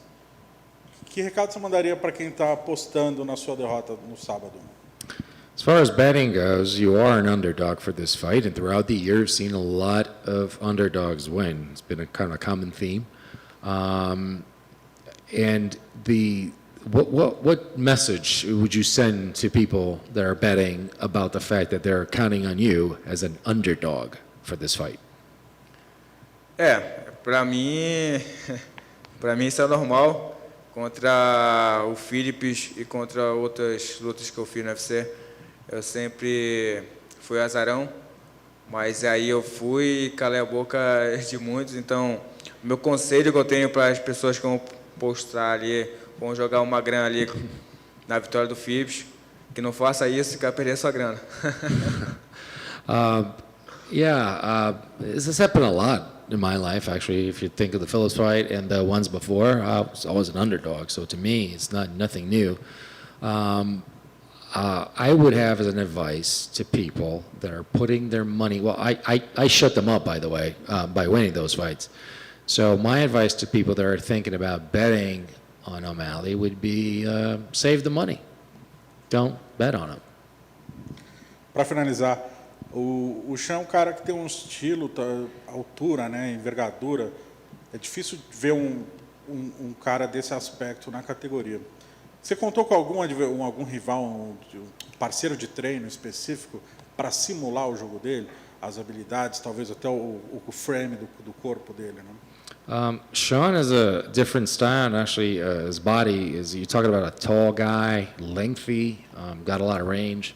So it's different from a lot of people in the division. Did you count on any sparring partners in people training in your camp that emulated him, and that perhaps not only featured just to try to emulate the style, but also the frame of the fighter for you to situate yourself?